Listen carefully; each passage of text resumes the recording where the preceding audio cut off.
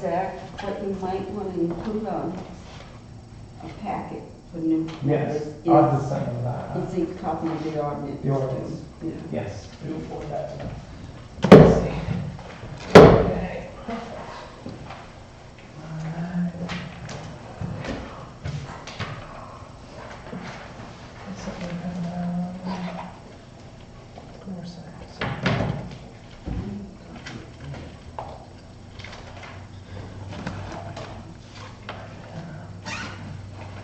That was about basically the documents to the town.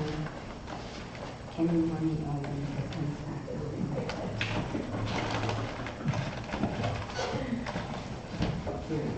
That's it.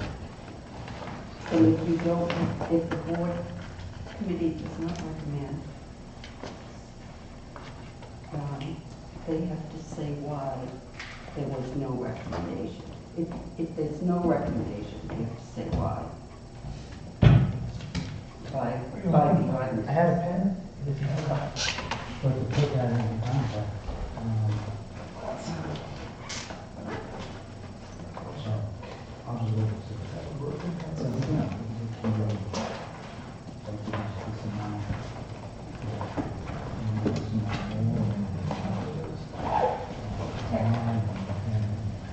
Let's take this.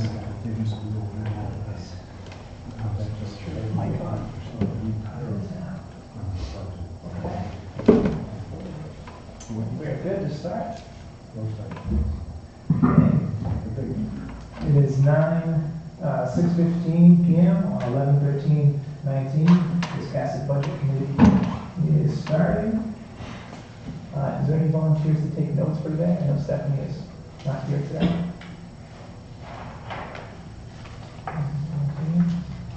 Don't spell. Okay, I'll see if I can type it in there as I go. So, okay. And so first up, we have review and accept the minutes from 10/9/19 that were sent out.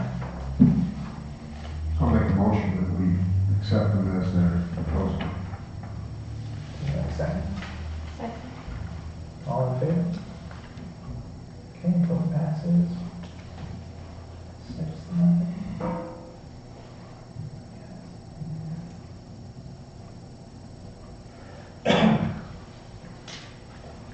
Okay, in our first order of business, we have welcoming new members. We have Peter Wells, Dan Watts, and Sherry Dunbar. She's not able to attend today, so now we have our full 9 committee board. So, congratulations, we're really excited to have you guys. First time in years, isn't it? It is, this is my 3rd year. It's the first time we've had all 9. What? So it's very good. We're excited, and especially going into the budget season, which is nice. So we're excited for that. And what we have today is we're meeting with department heads, and before we get into the budget process, we're trying to discuss revenues, expenses, maybe big capital expenses they feel that are coming up. It helps. The goal is for these meetings helps make it a smoother process once the budget season starts. And first up, we have Police Chief Kesseltine. Yep. Okay. Oh, another sound with my phone. So I'm really not real sure what you want to hear from me. I know, being a working chief the past 2 weeks, I've been right out straight, so I've tried several times to sit down and try to work some numbers and just haven't had that opportunity to do that. But I know right off the bat, next year, I need a new cruiser. We have 2 cruisers currently. One has over 100,000 miles on it now, and one is pushing 100,000 miles. We currently budget $2,000 a year to maintain those 2 vehicles. Last year, in the 18-19 budget, we spent $5,500 on those 2 vehicles, maintaining them. So again, with the bare bones budget that we did, we kept it at $2,000, and so far this year, we've already spent $2,300 maintaining those 2 vehicles. So I know we're gonna go over on that line. So that's one necessity that I see. The other one is our ammunition line. To stay compliant with the state of Maine, we have to qualify every 6 months, which is twice a year. That's about 400 rounds per officer. When I started, the ammo line was around $1,500. We had nowhere near enough money in that to qualify last year. The only way we could purchase the ammo for that was because Officer Fisher left and we got reimbursement from the town of Brunswick. So we was able to shift some of those funds over there to buy more ammo. This year, in the budget, we have $3,200 budgeted for ammo. It's gonna cost over $5,000, but we still have ammo left over from last year, so we should be fine there. But overall, I think that ammo line, I talked to some neighboring towns, Waldoboro and Damerscotter, they both budget $6,000 a year for ammunition. So if we could get to 5,000, I think that would be doable. We currently, our fees, our contract services, we budget $3,700 for Axon, and that's for our body cameras, our lease that we have on those, and our video, our data storage from those. That is all we budgeted for contract services. Being a new chief, I wasn't aware of all the other, like IMC. I wasn't aware that IMC, and IMC, if you're not aware, is the software that the sheriff's office uses where we write all of our police reports, all the data is stored on everything we do. That annual fee is $5,630. So, and then the safety compliance, the Department of Labor, Lynn that comes in and makes sure that we're in compliance with the state of Maine, that bill's $1,300 a year. Our licenses that we have to run the radios is $300 a year. Our radar calibrations is $350 a year. So that line needs to go from $3,700 to about $10,000 to be able to meet all those fees. And I know I'm going pretty quick. Our uniforms, we currently budget about $1,500 a year for uniforms. For one officer, to totally outfit one officer, is $3,400. When I started, the uniform line was that $1,500. There was nowhere near enough money in that line. Our turnover, one of the things when I became chief, one of the things that they wanted me to work on was employee retention. Well, you can't give a guy a 20-year-old shirt and expect him to go out there and look professional and be professional. So we updated all the uniforms, and we did that with that money that came back from Brunswick for Officer Fisher leaving. So that's how we was able to float that. I currently have, but that's going to be an ongoing issue because if one of my full-time guys gets done right now, I have no money in the uniform line to outfit him. And my guy that's in the academy right now graduates in 2 weeks. Sent me a six-paragraph resignation letter that he's looking because he doesn't feel appreciated by the town of Wiscasset. He doesn't feel valued by the town of Wiscasset, and he doesn't want to leave Wiscasset, but he wanted me to know that he's looking. So if he leaves, we will get money. Whoever hires him will have to pay for him. So we will have money to do that. But it's frustrating as a department head to be tasked with the responsibility to retain employees when I don't have the resources to do that. Chief, question. When you say that they have to pay you, is that you're paying for your training costs? Yeah, the academy sets the dollar amount for that. When Fisher left, and it goes down, it changes, it goes down to like $5,000 a year over a 6-year period. So every year that we have them, that price tag goes down. When Fisher left, it was $30,000 for 6 years. The academy sets that, the new dollar amount now is $40,000. So if somebody, after we train them, was to leave, it's $40,000 the first year.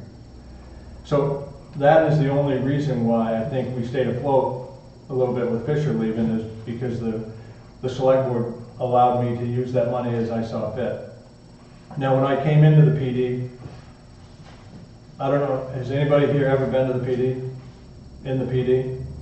when I went into the PD, we had Formica countertops as workstations. We tore those out. We were able to tear those out. We did that with some of the money from Fisher. The labor was provided by us, by me. My secretary, Nicole, has totally redone the evidence room. So we've done a lot of upgrading over there that didn't cost the town a whole lot of money. The countertop that you see over there now, I built that on a weekend. And I did that so that the guys could come into work and feel like, I mean, it's bad enough going in feeling like you're in a dungeon because you go down that flight of stairs.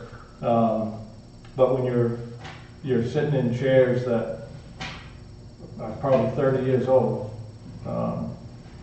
you know, and then you work with people across the street or neighboring towns that have better stuff, better toys, so to speak. You don't have a whole lot of incentives to stay. We currently provide 24/7 coverage with 3 full-time patrol, and I'm included in that patrol. For instance, I dare say that not a whole lot of people in this room really know what goes on over at the police department. As far as what we do, we've made almost 170 arrests so far this year. It's the most arrests that the department has made in the past several years that I've gone back through the records. We do that with part-timers scheduled to work 55 hours a week. Those, we currently have part-timers that have committed to 16 hours a week. So the other ones are filled with overtime or they don't get covered. Lincoln County covers them. And I know it's quick to say Lincoln County can cover it whenever we're not here, but it's not that easy. But it happens. We've had burglaries when there was no coverage. We had a standoff. You guys remember the standoff when I first started? Officer Barnes got off shift. A half hour later, that standoff call came in. I responded to that call. And as the chief of police, I felt like I was the coffee boy for the county. I felt like I was just standing back and in their way. And that's not a good feeling as the chief. I've been a cop for 32 years. I've been a chief for the last year and a half. It costs upwards of $300 a year for fees to join the Maine State Police Association, and I cut that out of my budget last year because we're bare bone budgets. So when my main chief's expires, I have no money to do that unless I pay for it out of my own pocket. And when I say you know you don't feel appreciated as an employee, that's kind of what I'm talking about. I mean, I don't want to leave Wiscasset, and I'm not saying I'm going to leave Wiscasset. I sold my house in Washington. I bought a house in Wiscasset. My mortgage went up $600 a month to move to Wiscasset. So I don't plan on going anywhere. I'm a community guy, and I hope that the town can figure out a way to bring in revenues to be able to provide the services that the town of Wiscasset needs and deserves. My secretary, I get her, when I first started, I had her 25 hours a week. I've got her up to 32 hours a week. I would like to have her 40 hours a week. She's donated a bunch of her own time renovating the police department and the evidence room. So far this year, she's written almost $24,000 in grants. And that grant is for traffic safety, OUI details. And the problem with the grants is finding the staff to work them. The guys, I mean, that's $25,000 a year that the guys can make that the town of Wiscasset's not going to pay for. So it kind of throws them a bone. They can work some extra, make some extra money around Christmas time, the holidays. That's not costing the town of Wiscasset anything. In a perfect world, I would like to have 2 more full-time police officers. That's in a perfect world. I know that's probably not going to happen. But I had, for instance, this weekend, Friday, I came into work at 7:30 Friday morning. My weekend guy called out sick. My part-timer called out sick for Saturday, Sunday days. I already had no coverage for Friday night or Saturday night. I worked from 7:30 Friday morning till about 2 o'clock Sunday afternoon. When I wasn't working, I was home. That's not totally true because Officer Barnes, who's at the academy, he came in and relieved me for 10 hours. He came in 10 hours on Saturday so that I could have a break. Now that's the problem that we have with part-time people. Part-time people have 40-hour jobs elsewhere. They do this as a side thing. I can't hold them accountable. The previous chief at one time had, I don't know how many part-timers he had, but he tried to hold them accountable, tried to get them to work, and told them that they were going to work the schedule, and they all quit except for 3. When I started, there was 3 part-time employees. We're back up to 8. Out of those 8, I have 2 that have committed to the 16 hours, 10 hours on Sunday, and 6 hours on Thursday night. Other than that, they come in. One of them just went out for a knee surgery, so he'll be out for a while. But I don't have the accountability with the part-timers as I do a full-timer. The full-timer, this is their bread and butter, this is what they want to do. The part-timer, it's their part-time thing, it's their play thing, it's their play money, and I can't tell them they're going to do something or they're going to quit. They're going to go somewhere else and work part-time. So I get frustrated a lot with that, but that's the way it is when you're covering that many hours a week with part-time people.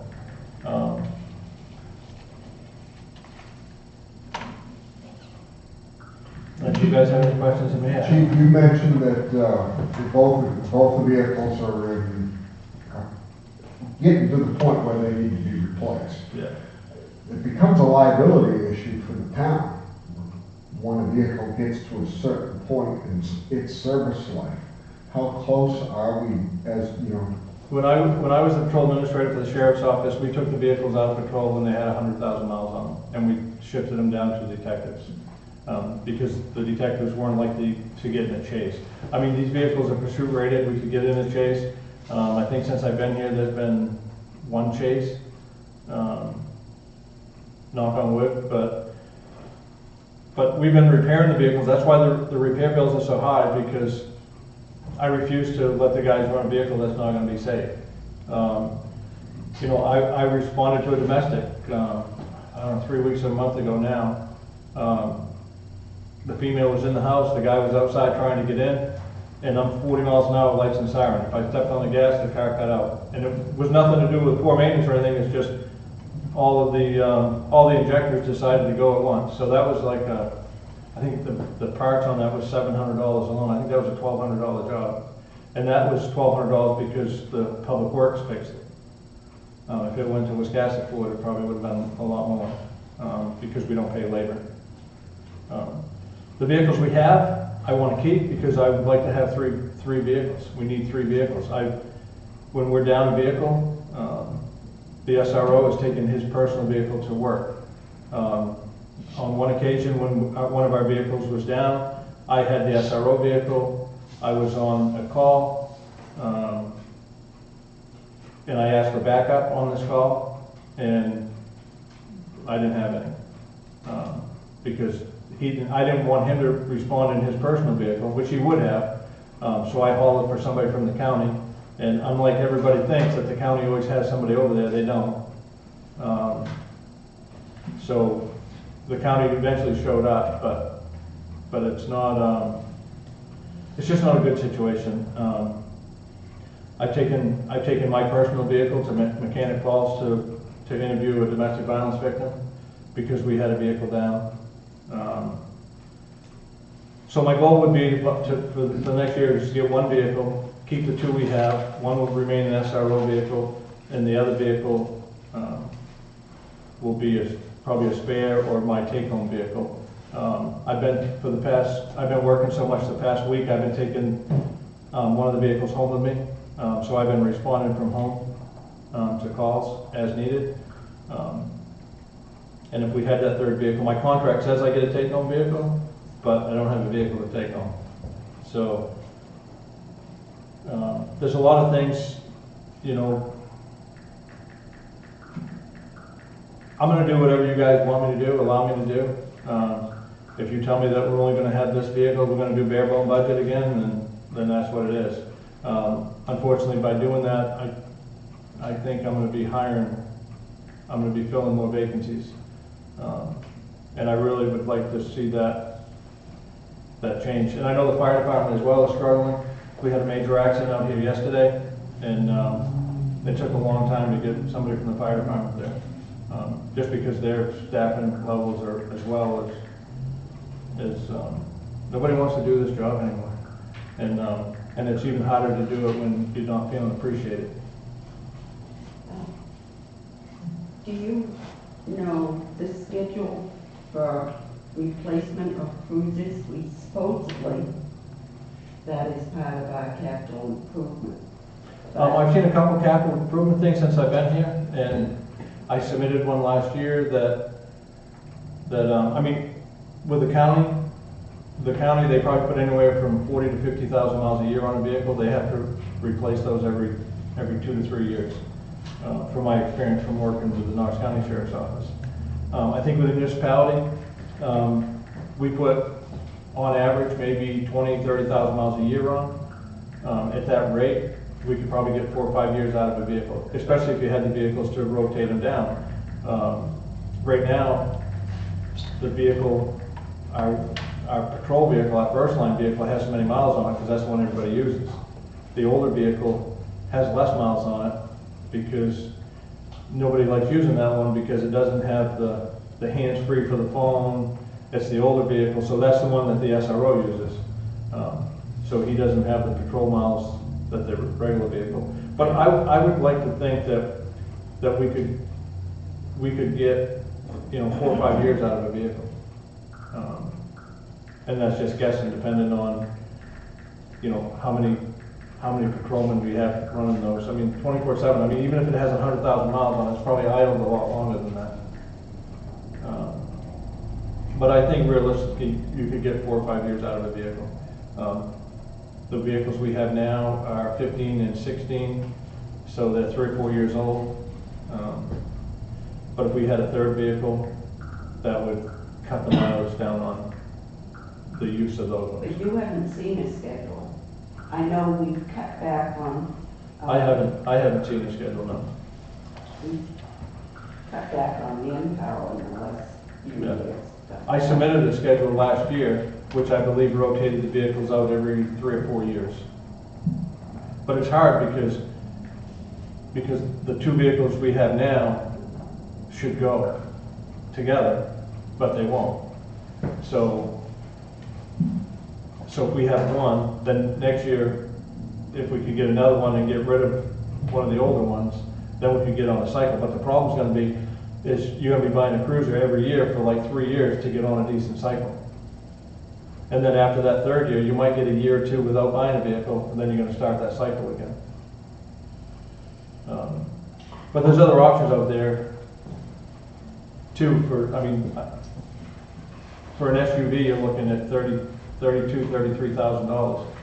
For the Dodge Charger, the all-wheel drive Charger, you're looking at $23,000. So it's $10,000 difference there.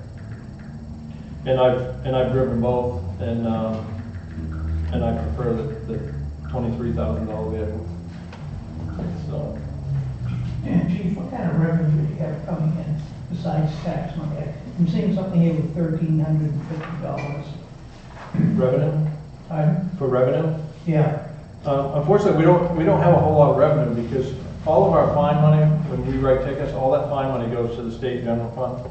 The revenue you're seeing is probably from crash reports. The insurance companies pay for accident reports. You may be seeing revenue there from concealed weapons permits. I think there's a $20 fee for those. Other than that, we just started getting the revenue for the body cam footage. We had an insurance company from an accident come in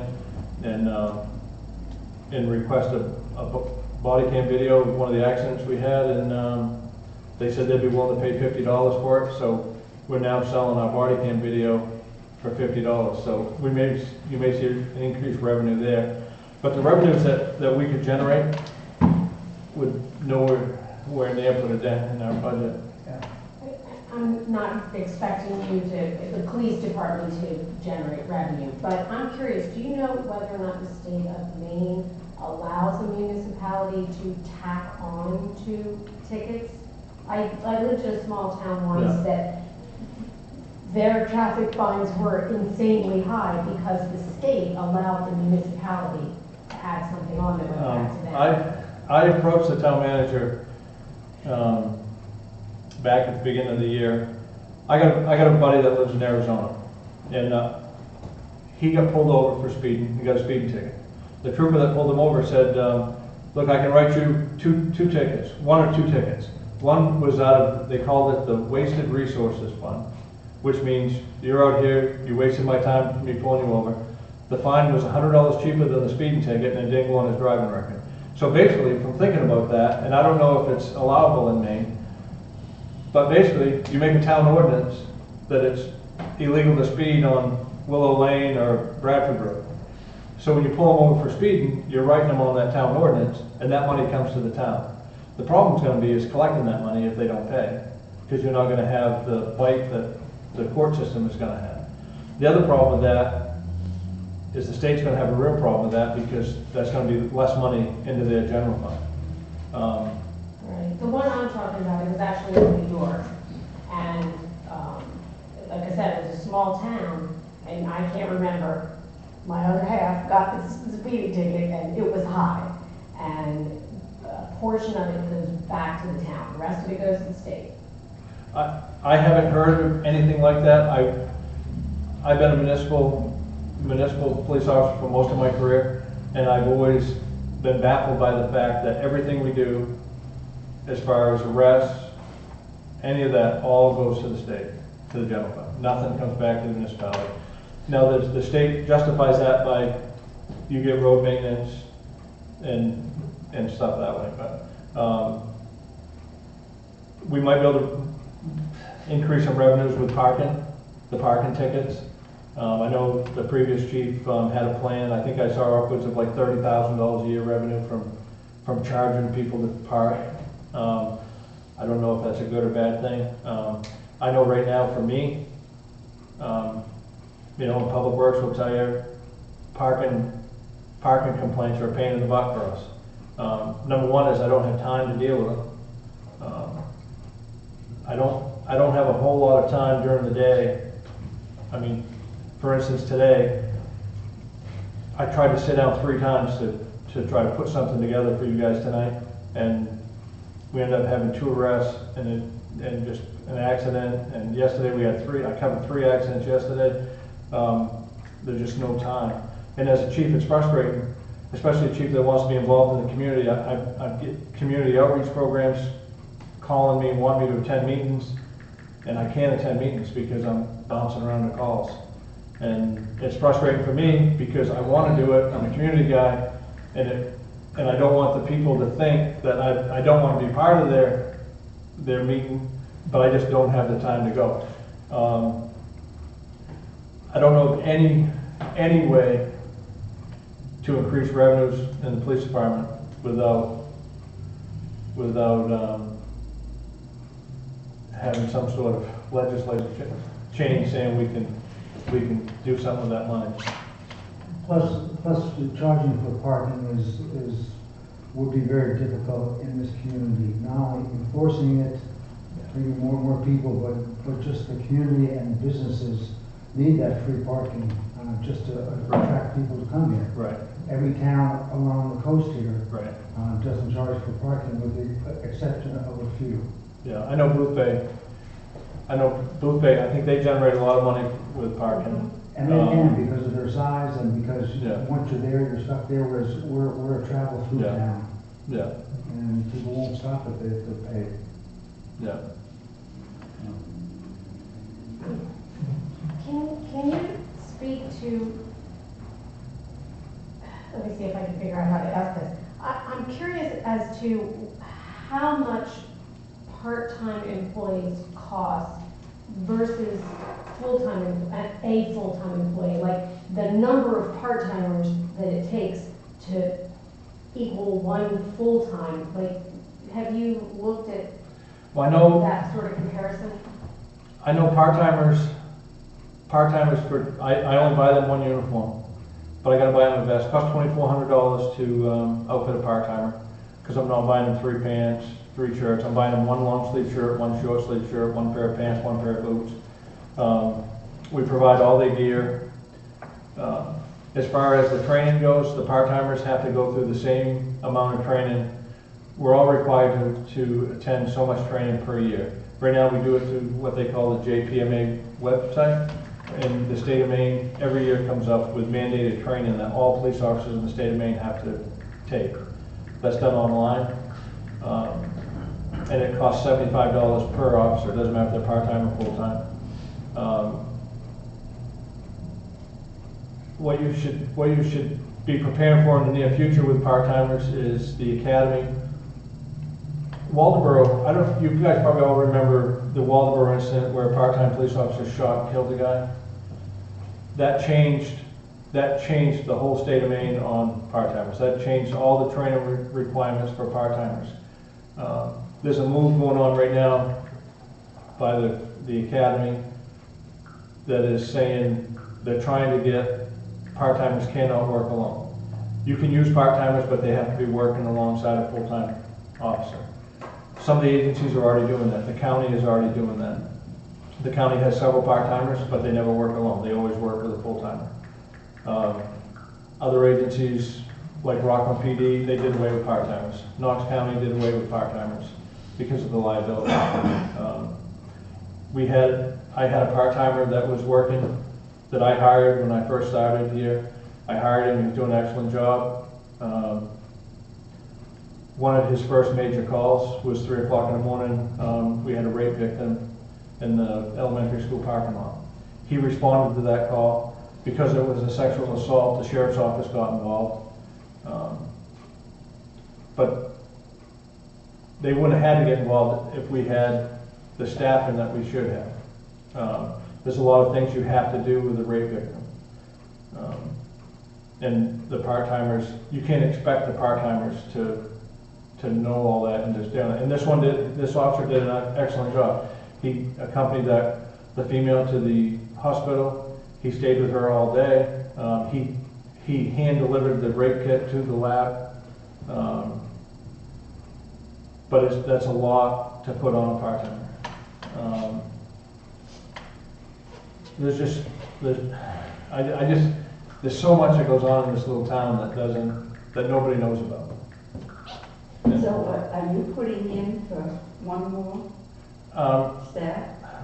Right now, I don't know what to do, because I know, and I'll tell you the reason why, is since I've been down in the mid-coast area, which has been 20 years, I came down here in the late 90s.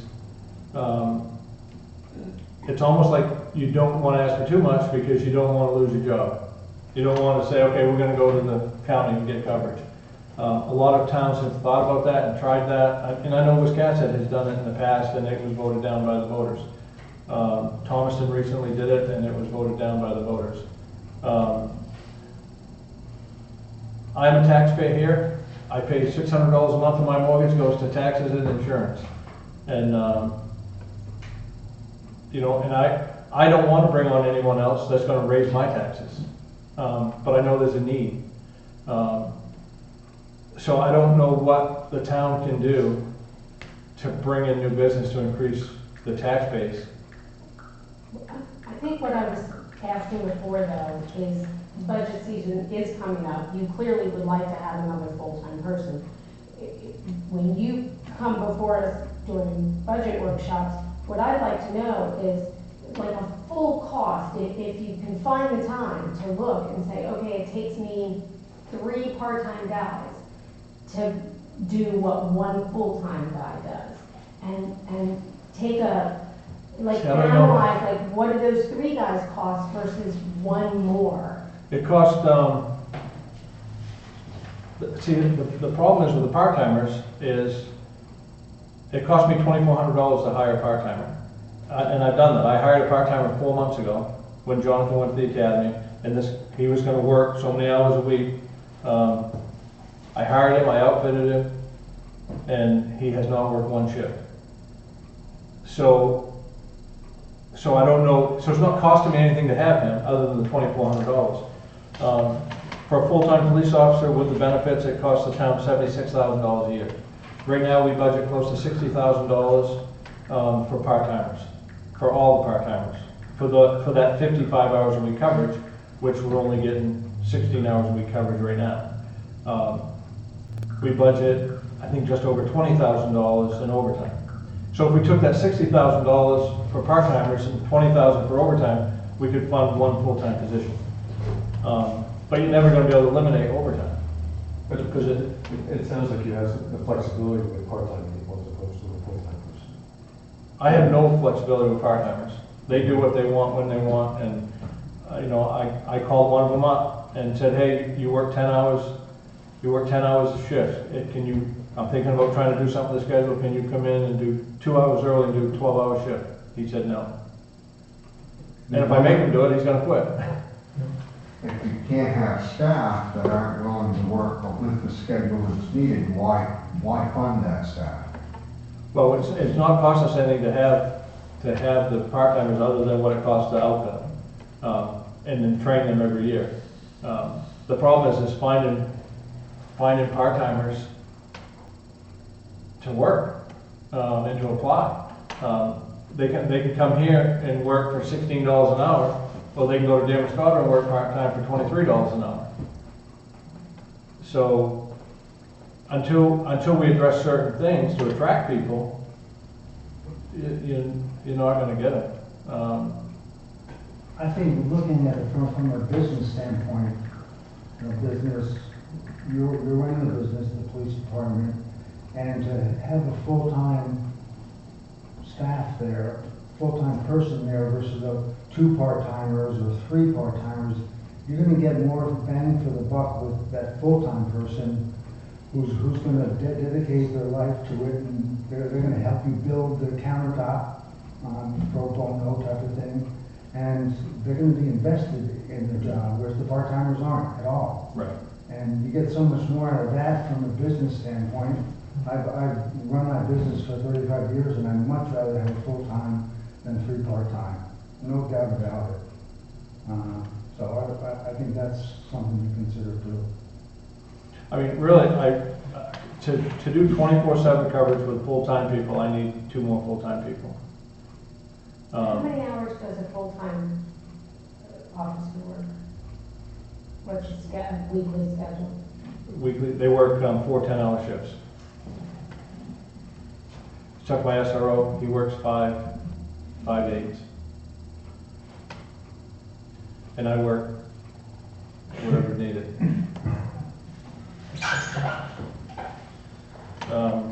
But I do understand the frustrations of trying to, I'll be honest, I don't want to pay more taxes. I don't want to do it. But at the same point, public safety, I think there's a liability there if, if something bad happens and we don't have coverage. People know when we're not working. People know when there's 2 cruisers out there that nobody's working. When does the county, I know they cover sometimes, how does that work? When is it decided that that's happening? Do you just let them know that? We give them a schedule. When our schedule comes out, we submit our schedule, our monthly schedule, like the November schedule went in the end of October. That same schedule goes to the county, so the county knows when we don't have coverage. Now, we still try to fill that. Like stormy weekends, the county's right out straight. And it's easy for the administration to say, yeah, we can cover. But it's the guys on the road that are actually doing the work and get frustrated. And I can't tell you how many times my phone has rang from supervisors from the sheriff's office, the patrol sergeants, calling me up, you don't have coverage tonight? And I said, no, your lieutenant's got the schedule, but it's frustrating for me, because I know when they call me, that's their way of letting me know that, Wiscasset's, doing it to them again. But it's rare. It's frustrating. It's been frustrating for the past year and a half trying to run a full-time department with mostly part-time guys. And you're covering 55 hours a week, you said, with part-time? Right now, I have 55 hours a week that's not covered by full-time, so it's available for part-timers. So you're trying to fill? Yeah. Right. And right now, So we've at gone, 16 bucks an hour, that's almost $4,600, or $46,000 at 55 hours. yeah, So right there, you're, that's a full-time guy without benefits. yeah. So that's the kind of thing that I was saying, you know, like, look at all the numbers and figure out, you know, really what the difference is. Yeah. And clearly, you spend a little more for the full-time guy, you've got him. Right. He's gonna work. Right. And there's a lot of things, I mean, there's a lot of things that I want to do as a department that I just can't do. I want to get downtown on foot patrol. I want to get down there, but I just, I mean, right now, I just submitted my monthly report for last month. At the end of last month, we had, I think, for the year, we've had 5,700 calls, just over 5,700 calls. Last year, the same time period was 4,100. So, I mean, the volume is there, the justification is there for 2 more full-time people. It's just that the money isn't. You know, and I thought about grants. You know, there's COP grants out there where I think it's a 3-year commitment.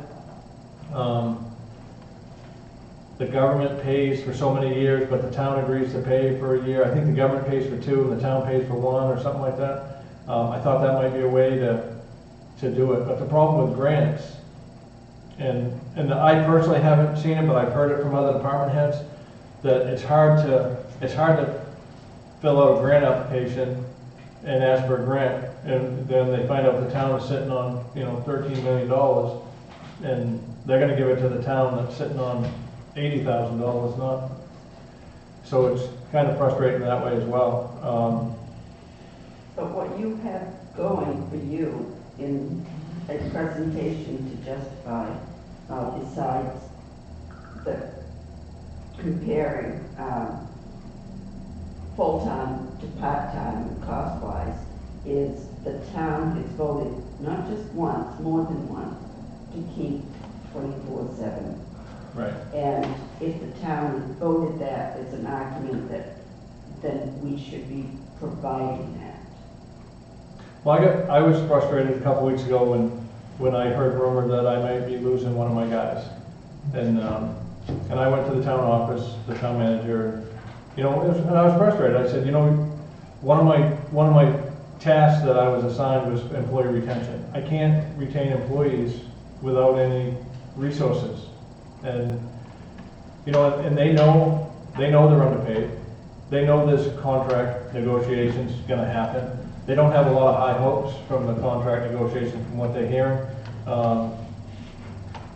But the people that I have working for me now,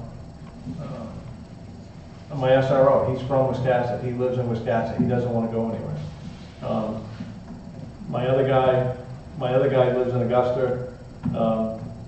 He came here because of my involvement with Special Olympics, and he wanted to work for me. He has a brother that is in the Special Olympics program. I always get emotional when I talk about Special Olympics.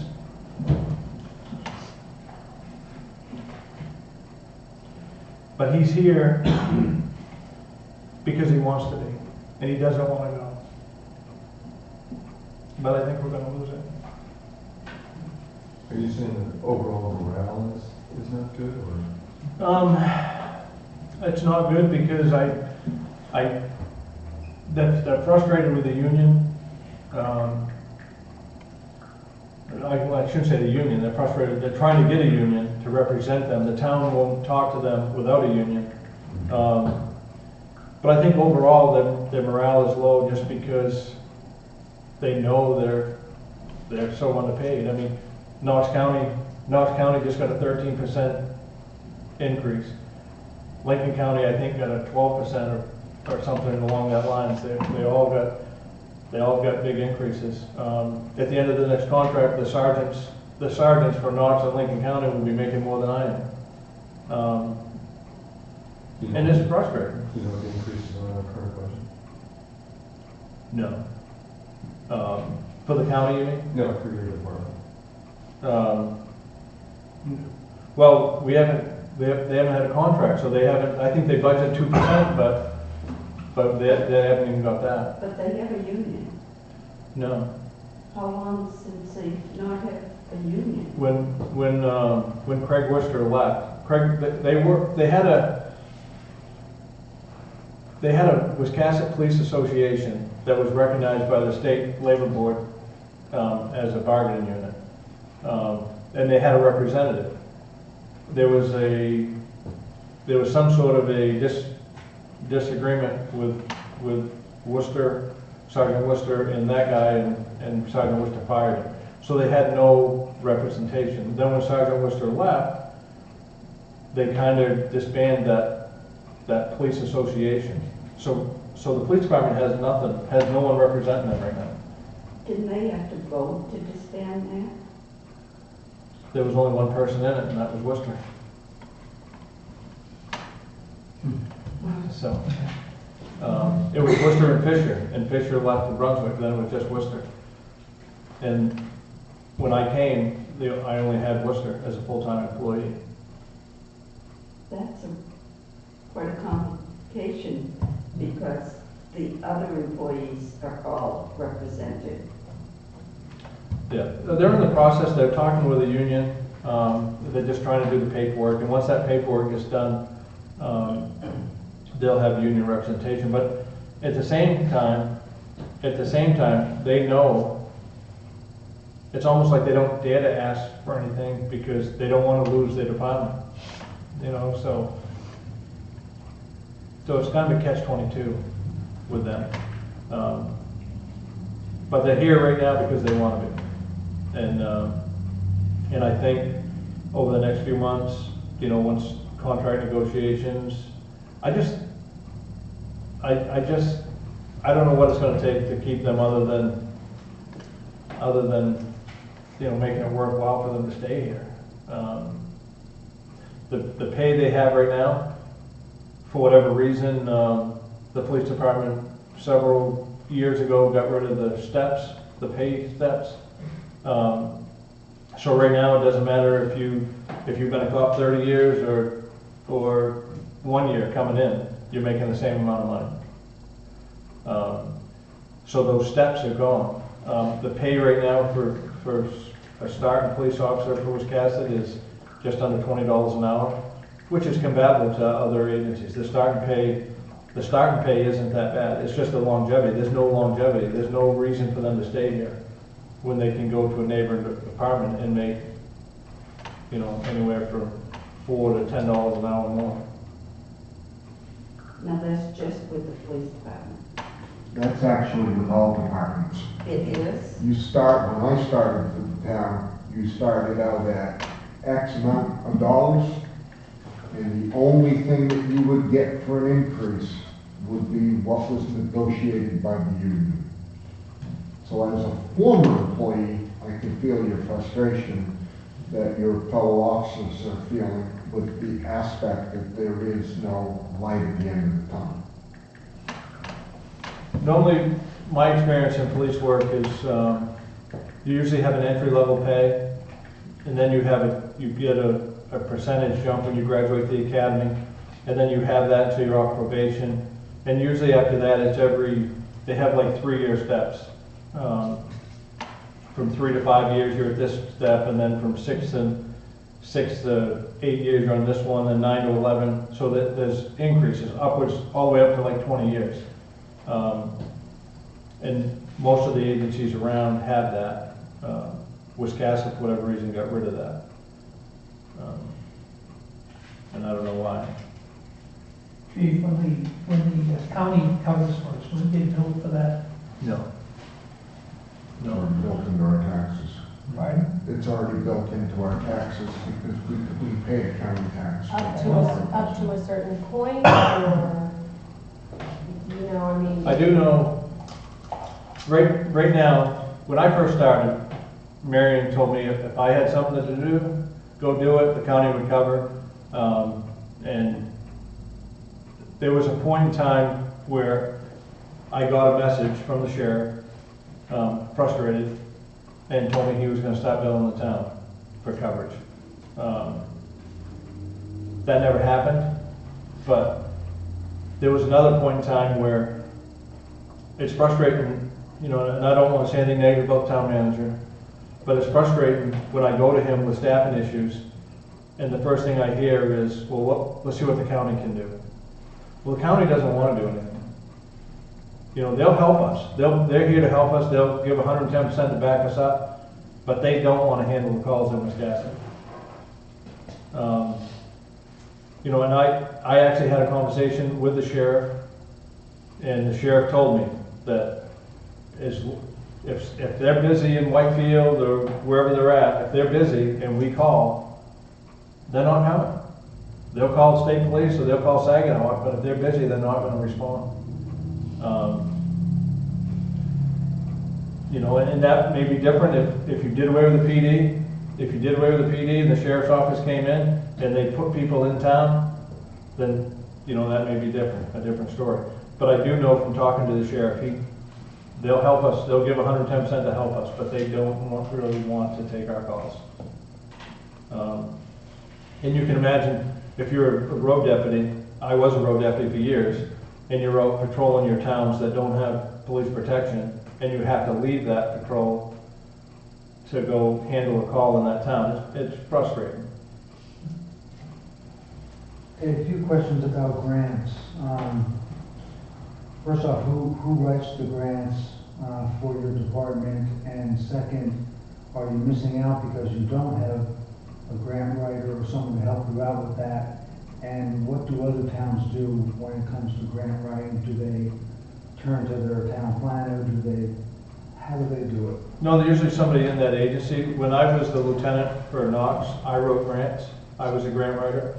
To be honest, I don't have time to write grants over here. I pushed that back on Nicole, and Nicole, it's frustrating for Nicole I mean, Nicole is excellent. She'll do anything I ask her to do.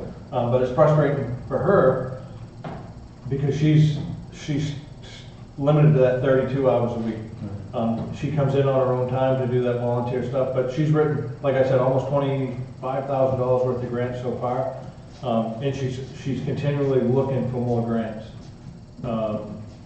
And those grants that she's getting, one of them is to purchase 2 bulletproof vests. The bulletproof vest is probably one of our biggest uniform expenses.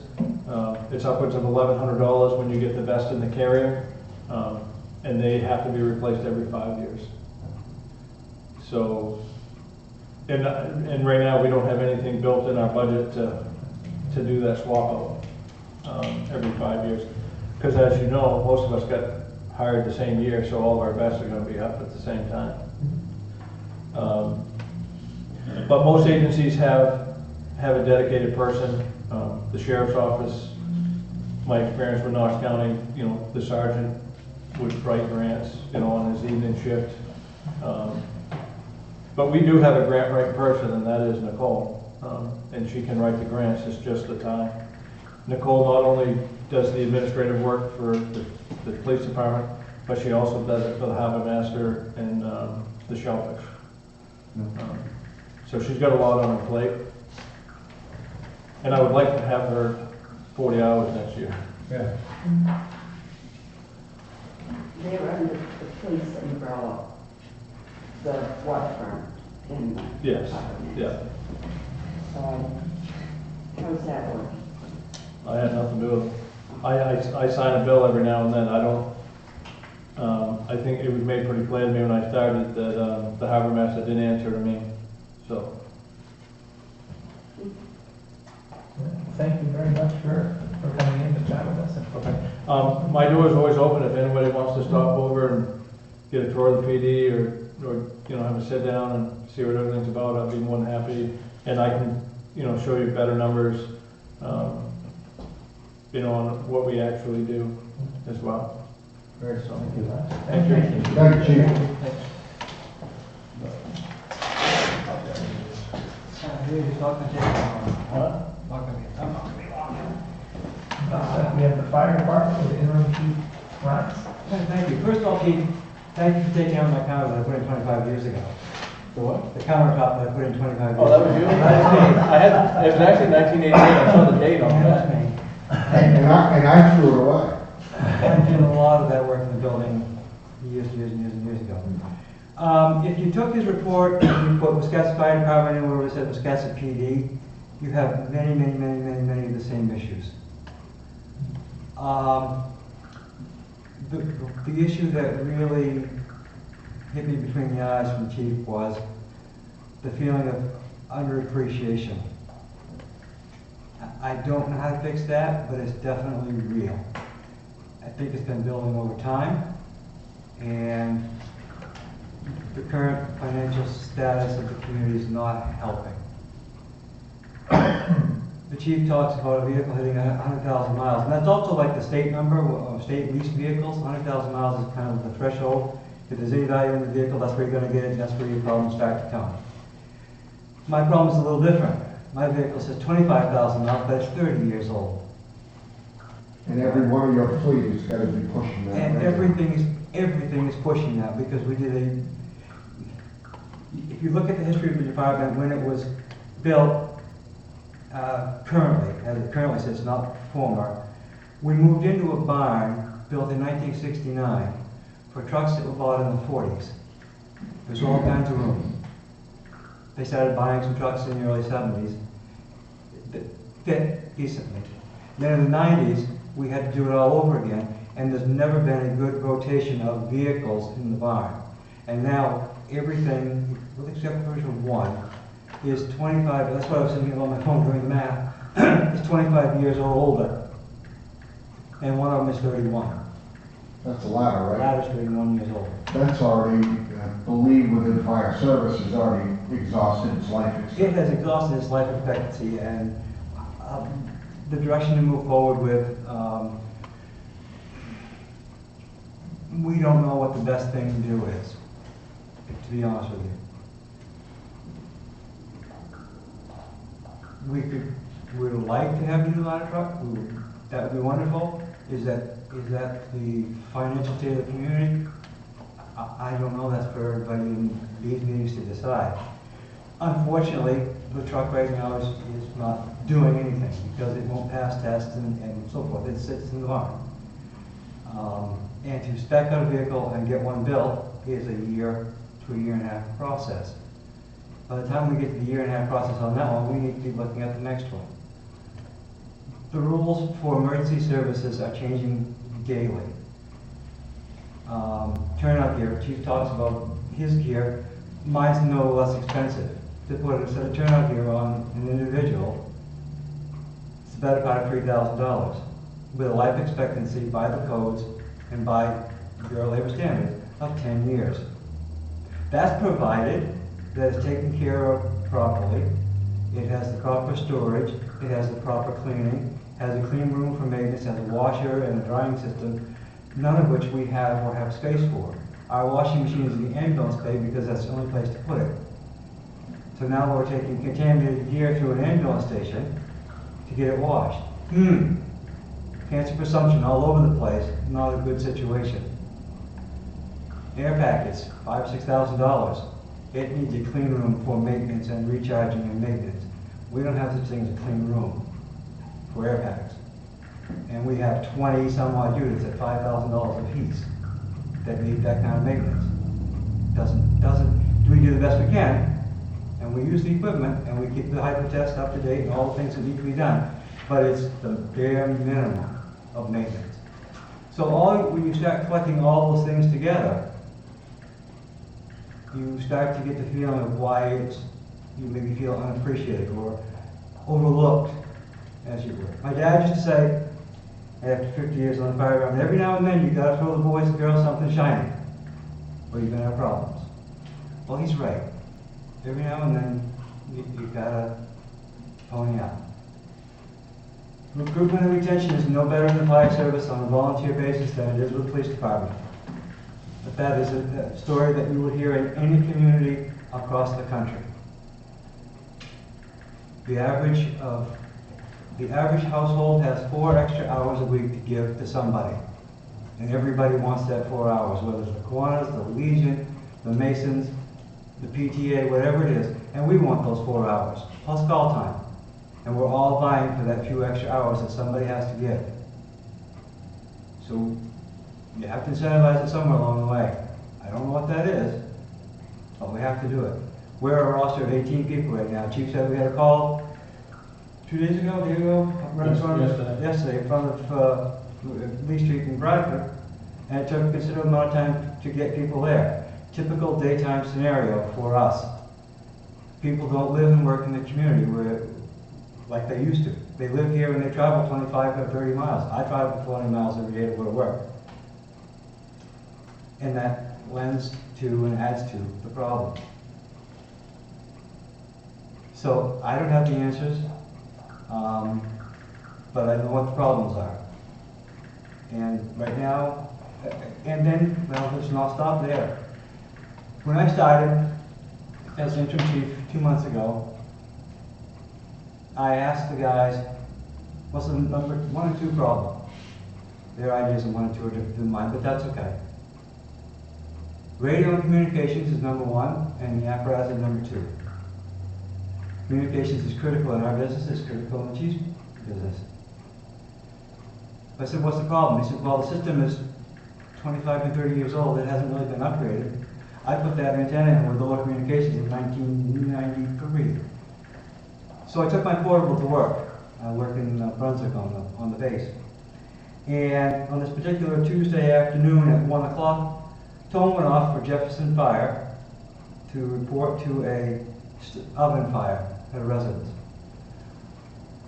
On my portable, in a steel structure, on the backside away from the antenna, I heard the fire chief go 10-8 on his portable radio. I heard him sign off on his portable radio. I listened to him do his walk around on the portable radio, and then the engine go 10-8 and so forth, to the completion of the call.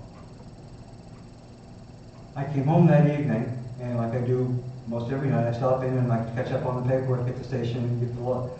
And there was a sheet on the desk for a call in Wiscasset at 4:30 in the afternoon. And it didn't even break squelch on my department radio. But yet I could listen to every word that was said in Jefferson. So we have a systemic problem with our radio. Has Jefferson gone digital? I believe the answer is yes. We haven't. And we haven't made all the moves. And we did make a request to piggyback on 2 local frequencies, and those communities rejected our appeal for assistance, which turned it over to the FCC, and all the paperwork is in their hands now. We're waiting to see what they are going to allow us to do. But there is a chunk of money coming in radios and communications to address our problem. No, you got money for radios last budget, right? I don't know. Previous chief, I haven't seen it. Of course, I can't find anything right now. I thought there was money budgeted for And there radios. may be, and that may be part of this ongoing thing that we haven't been able to get around. Because I think you got your radios, but I didn't get my car. I think so. Chief, we all know the ladder truck is would love to have a new ladder here in Wiscasset. I spent 20 years in the fire service with the state of Maine and with the town of Rockland. So I know what it's like to have something new and shiny. We also know the budget situations in this town and the tax base, and there just isn't any money coming in. If you had to replace something right now, what truck would it be? I would say the latter. But I would put a caveat on it that, again, this is some of my opinion, not necessarily that of 18 other people that are in that building. I understand, and I don't want another $600. I know what my property taxes are, okay? I live in the house that I was born in. I've been in the same place for 57 years, literally. If I could put a tanker or an engine in place of it, I would probably consider myself a winner, which is considerably less amount of money, and will give you about the same amount of lifespan of 25 to 30 years. And I understand that unless you're Auburn, Lewiston, or Portland, Wiscasset, Westport, Dresden, we're all gonna run 25 or 30 years. We're gonna do our best to get to that 25 or 30 years. It's been that way since I can remember. But if I had to pick one, that would be the one, but I need to know that I could put at least a tanker or a pumper or something like that in place. Because I've got 1,250 gallon pump sitting there that can do a lot of work. Even if it's not a ladder, it'll do a lot of work. Right now, it doesn't do either. Do you have any estimate on cost? A new aerial is gonna be right around 1.25. Probably can get a nice frontline pumper for 4, a tanker for a little less than that. One of the issues that you have with two pieces of equipment that sit in that barn is the rescue and the tanker are top kits. General Motors does not build a top kit anymore, and one of the reasons the state stopped using that chassis is because parts are becoming harder and harder to get. And the tanker is next, the tanker would be next on my list, because if you're doing a call, it's just running. It's running hard. And it's next on the list. And the rescue truck is right behind that. And the engine's the same truck, engine 7 is the same age as the rescue truck. They're both about 94 vintage, give or take. So once we get past this hurdle, in 2 or 3 years, we need to be planning for the next one. There's just no two ways around it. Now, I'd love to be able to put 20 guys on tomorrow, but if I put 20 guys on tomorrow, it's gonna cost us the better part of $100,000 to put in the gear. Because the gear that we have is pushing the end of its lifetime on the shelf. And it's not stored properly. It's in an attic. It gets hot, it gets cold, it gets hot, it gets cold. It's just not the way to store it. But we don't have the clean room or the proper storage of a moderate, even, ongoing temperature that you should have. Well, I understand why your departments are frustrated, but you're depressing us too. I'm telling you, this is my experience. Well, the thing is, Judy, these two gentlemen are telling us the truth. Oh, I mean, I know. complete truth, that whether it's EMS, police, fire, EMS, or it's a service, and services cost money, and services don't generate revenues. And I as a know budget, all of that. you know, as a budget committee, there is no revenue generated by police, fire, and EMS. And But I think this there's is- a liability as well, by not Yes. providing. Yeah. And these as I said before, the townspeople keep voting for. Yeah. And so we need to support that. Our worst enemy is television. And we need revenue, yes, no one, and we've heard it tonight, we don't want our taxes to go up. Well, when this goes out on the wire, if it was a larger town, people would go, I think I better pack up. It's kind of scary and it's depressing. But what we can do, we're a community, and what we can do is work to get the solutions. We need a planner. We need that yesterday. We need to work on getting income. And we need to realize that, the grants don't always come in because of the bank account. And we need to spend some of that bank account. I said that the other night about the wastewater treatment plant. We need to fix that. A smaller problem, but it's a huge one for us, is that every door opener in that building, on the garage doors, are the original door openers. And we have overhead door 2 or 3 times a year just to keep them opening the doors. Talk about keeping the doors open. Literally, sometimes keeping the doors open is a fight. So I don't mean to be depressing, but I don't know how else to paint the picture right Well, now. we need to hear it, and the It town is what it needs to is. hear it, and the select board needs to hear, and not painting it nicely for anybody. And we need to find solutions together. Absolutely. And I think what might go a long way too would be one or two really good examples on why the townspeople couldn't be serviced during certain times, and because of. I mean, yesterday was a prime example. It's a 1 o'clock in the afternoon call. Before it was over, we had 4 ambulances. Well, actually, it was like 10:30 in the morning, we got a call for a head-on right here. I was on an overdose call with the ambulance service, so that ambulance was out of service over there on that call. I left that call, went to the accident. I had a woman in one vehicle whose head was cracked open, she was bleeding. I had another woman in the other vehicle that was holding her chest, and we had no ambulance. The EMS director showed up in one ambulance, but he didn't have any crew, it was just him. And he took the lady that was bleeding.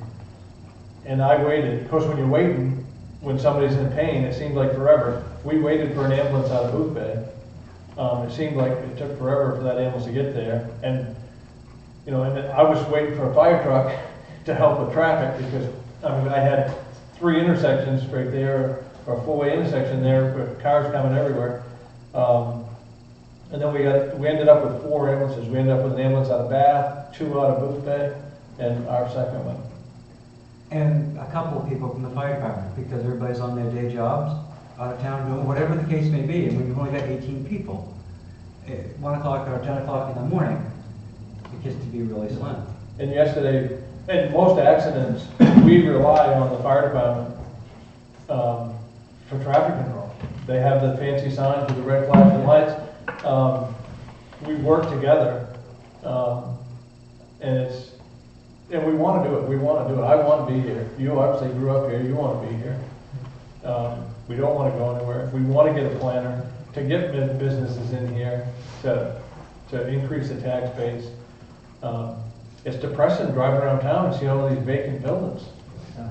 And but I talked to the code enforcement guy the other day. I guess some of these vacant buildings are actually being bought up now, so hopefully there'll be some. Yes, sir. I apologize, I don't know a lot of history about the town and the fire department, but is 100% volunteer? Yes. Yes. The last full-time person left in 1999 after 10 years in the station. That would have been me in 1999. Why'd you leave? The Yankees shut down and we were starting to cut back.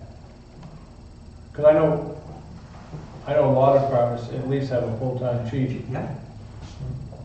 That's a very common practice now.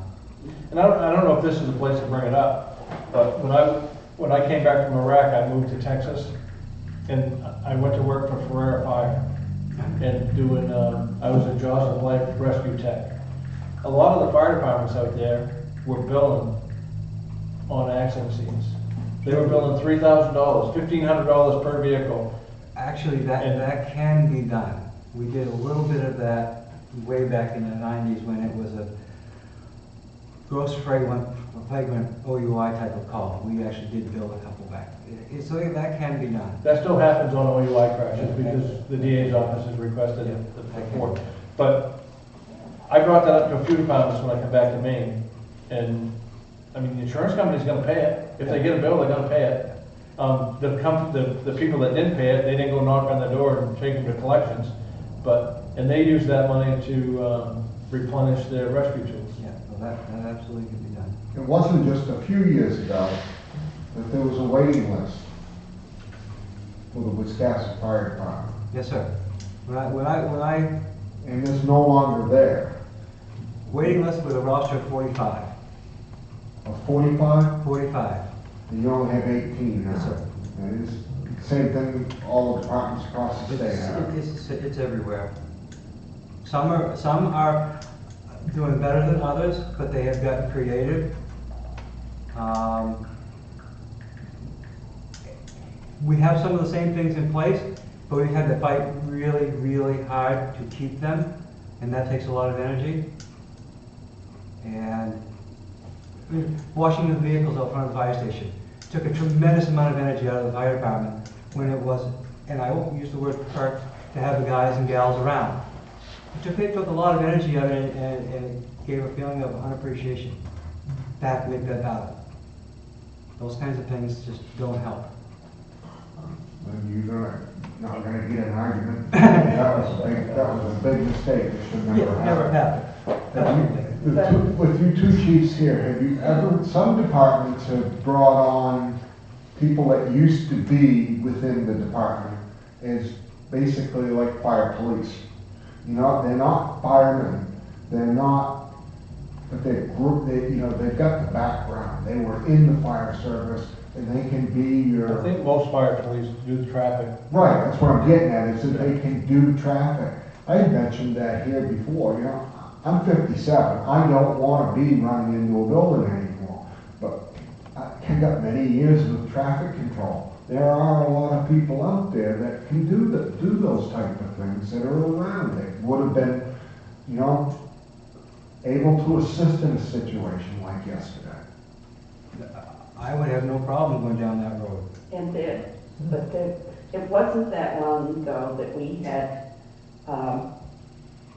letters sent out that if firemen had not shown up for the meeting or the training, they were no longer Yeah. a fireman. Yeah. But, and I always said, and I talked a lot about it to different elements involved, that there should be a way to accommodate getting those people to training, because they were hurt and disappointed, some of the ones that were turned away. Yes, they were. I'm married. Yes, they were. And it wasn't that long ago. No, it was not that long. So maybe, like he was suggesting, bring them back in.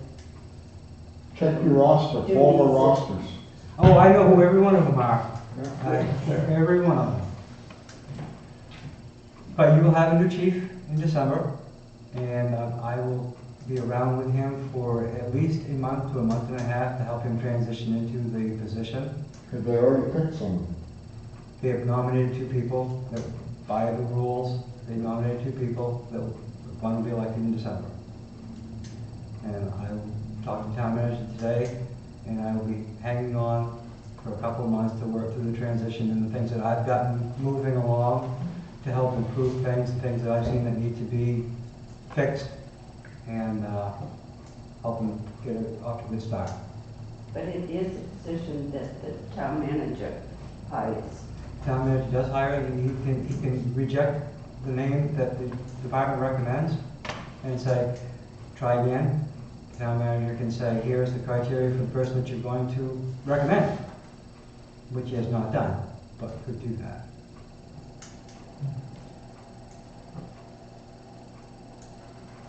It's a great service, and there's a lot of really good, dedicated people there who want to do the job.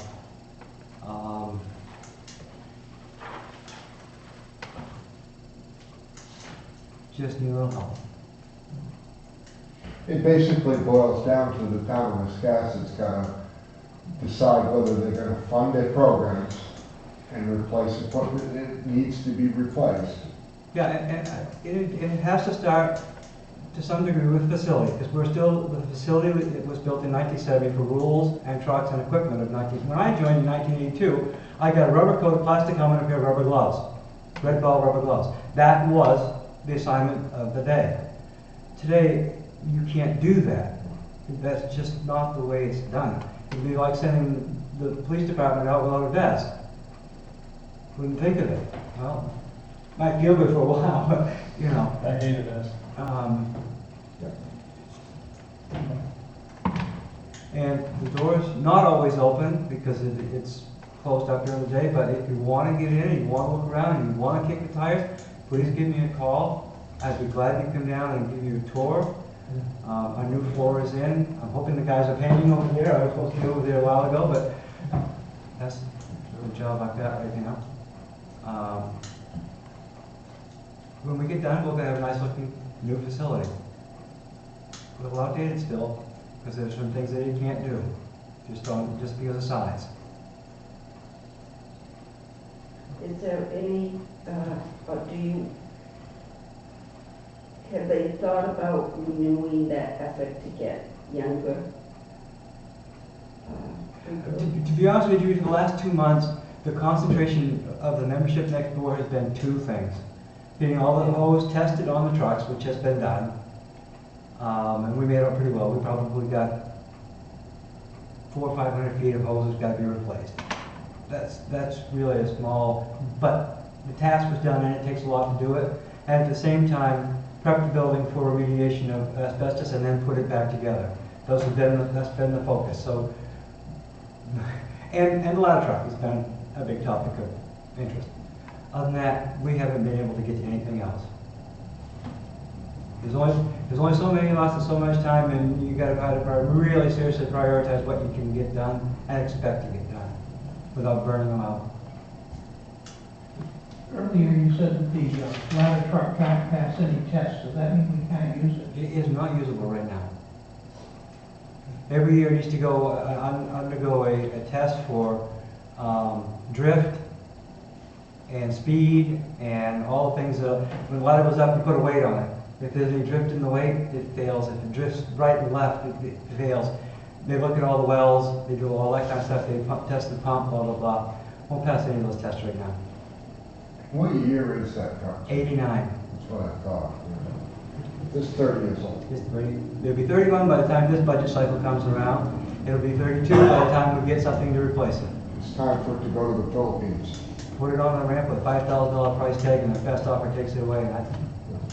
But to your point, the rest of the barns really no better. There's the next one, there's the next one, there's the next one. That's just the way our cycle is right now. And we're probably partially to blame for not helping to break that cycle. Or if someone tried to break it, they said, well, it'll get you another 5 years.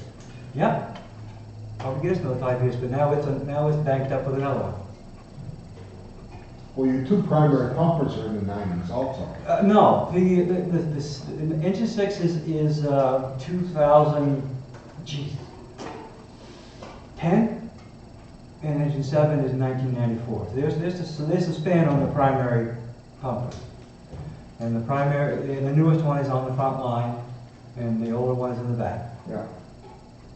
And we use the one we take out of town on mutual aid calls, and its pumps tests out on it, and it's fully stocked. So we spent a lot of money as a community. Now here's the low bid ball game, if you will. The town of Wiscasset spent a lot of money buying a Cadillac, and they knew they bought a Cadillac when they bought it. That's why the Cadillac is still in the barn. You know, Ferrari is not a Cadillac. A KME is not a Cadillac. An E1 is not a Cadillac. A Pierce is a Cadillac. We paid for it, but we still have it, and it still does all the things that we bought it to do. And that's 7, right? That's 7. Yeah. Frankly, at the time, we didn't have to play the low bid game. Right. I'm being honest. It's true. Back then, Yeah. the money was there. I mean, I was jokingly telling Chief earlier, I remember a town meeting back in the 90s where we went to an August town meeting, and Judy might remember, where we had to spend money so our taxes wouldn't go down more. That's where we were at. The good old days.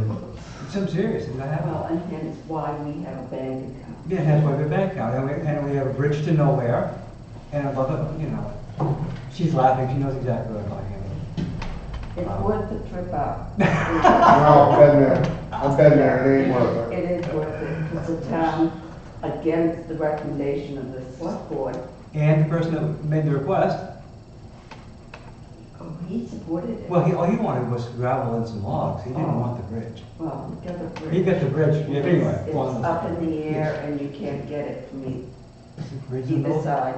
bridge in the middle of a pond. So now we have to make better decisions. And I'm hoping that the information that we're giving you, and like I said when I started, I know the chief's not sugarcoating it because my story is his story. Just change the name. Just change the name. Getting back to the ladder truck again. So I'm making an assumption that even repairing it would not be worth the expense No. in order to get it to pass inspection. So right now it's sitting in the garage. We're keeping it warm. Yep. It's depressing. Well, the only thing that's good for right now is put the ladder up and run a flag on I wouldn't even do that right now. You might have parts, literally have parts fall on your head. And I've got a lot of time on that truck. I've operated it a lot. I don't like part of it. How often would we have calls that would need a ladder truck or? Now, there is the $1.3 million question. And my best answer, and I thought about this a lot, it all depends on how much you want to spend on an insurance policy. it. It's a good answer. My best example of the insurance policy is the night of the Main Street fire at 1 o'clock in the morning in December of that year. When we came over the top of the hill by the post office, the fire was blowing out the front of the building on 3 levels. The next morning, between our ladder truck and one from the city of Bath and everything else that we had, we lost 1 building on Main Street and everything else was there. Had we not been able to make that response at 10 o'clock at night with that piece of equipment, with mutual aid that's in place, and I'll give mutual aid all the credit that is due, Main Street on the south side probably would have gone the same way of Main Street 200 years ago when it burned all the way to the waterfront. It makes that much difference. So again, is how much do you want to spend on an insurance policy? Yes, ma'am? I recall in the discussions about the MDOT project and the widening of the sidewalks, there was some discussion about would the ladder truck that you currently have, if it was in working order, or the ladder truck that you might have your eye on, would it be able to handle if a building on Main Street was in the middle of the block on fire with a, what are they now, 32-foot sidewalks? I would say that we're currently at 75 for length.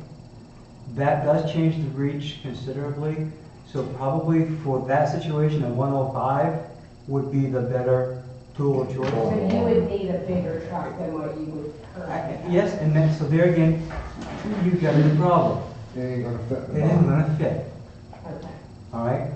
This ladder truck has 2 spotlights on the back. And if you don't turn them down before you back it in, you clean them off. If the snow and ice builds up in front of the ramp, you scrape going out. So we're constantly, so we've made it work. We learned all of our mistakes. But the barn won't hold a really big one now. Unless you make it longer and you lower it, and then space is a premium anyway. So if you replace the ladder truck that you currently have with one of similar size, it's not gonna do what it needs to do? it would be effective, but not as effective. Okay.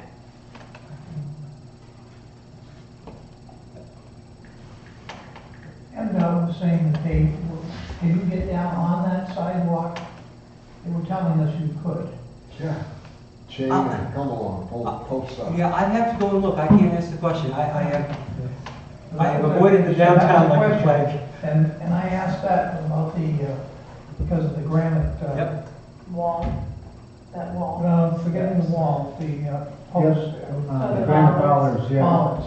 You And, can, but they said that they could they could run down the sidewalk. I would seriously doubt. no, they couldn't, it wouldn't fit. I would think so. You- But you would have to honestly, go- I have not been down on Main Street during as much as I can through the whole project because I just don't want to deal with the traffic so No.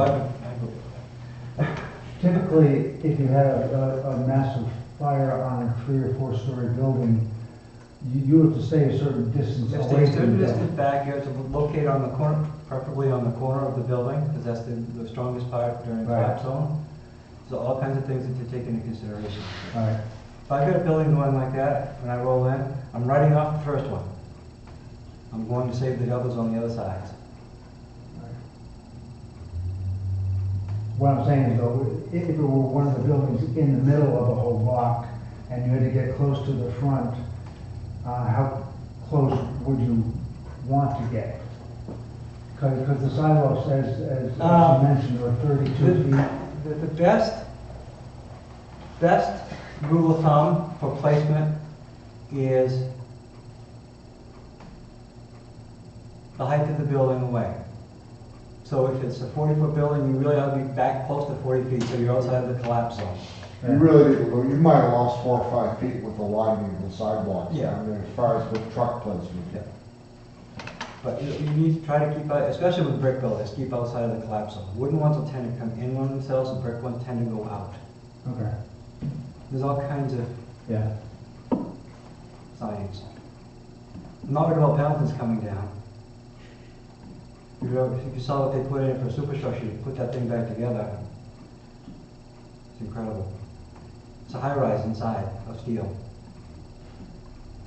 All that's left of the bricks of the original building. Neat to watch.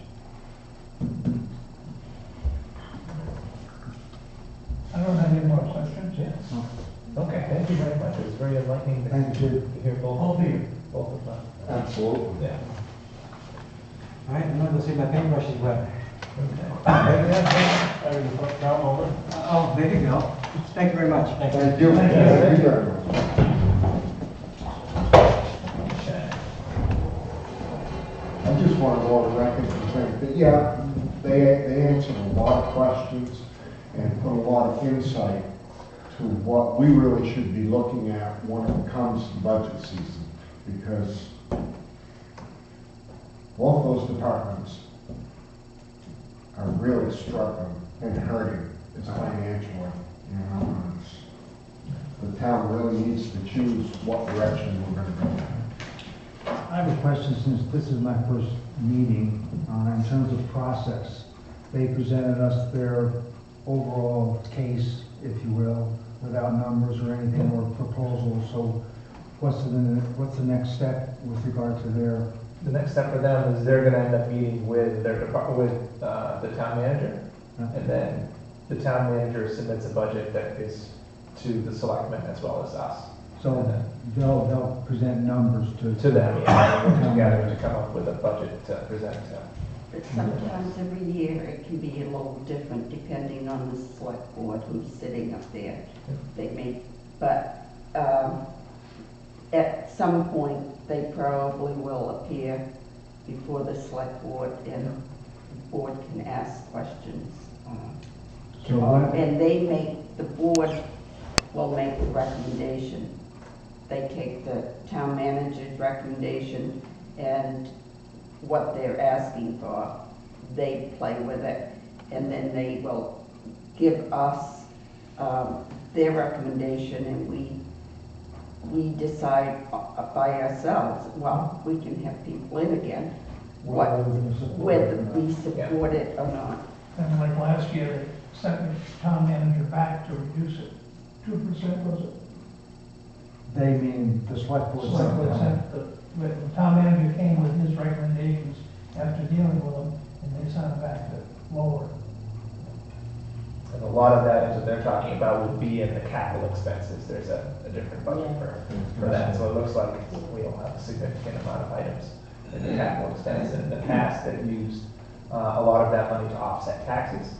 Because they only get like $400,000 or $500,000 is what they normally take out. And so it used for roads as well as any capital expenses. So This is interesting. This is what happens when you save money by not doing, yeah.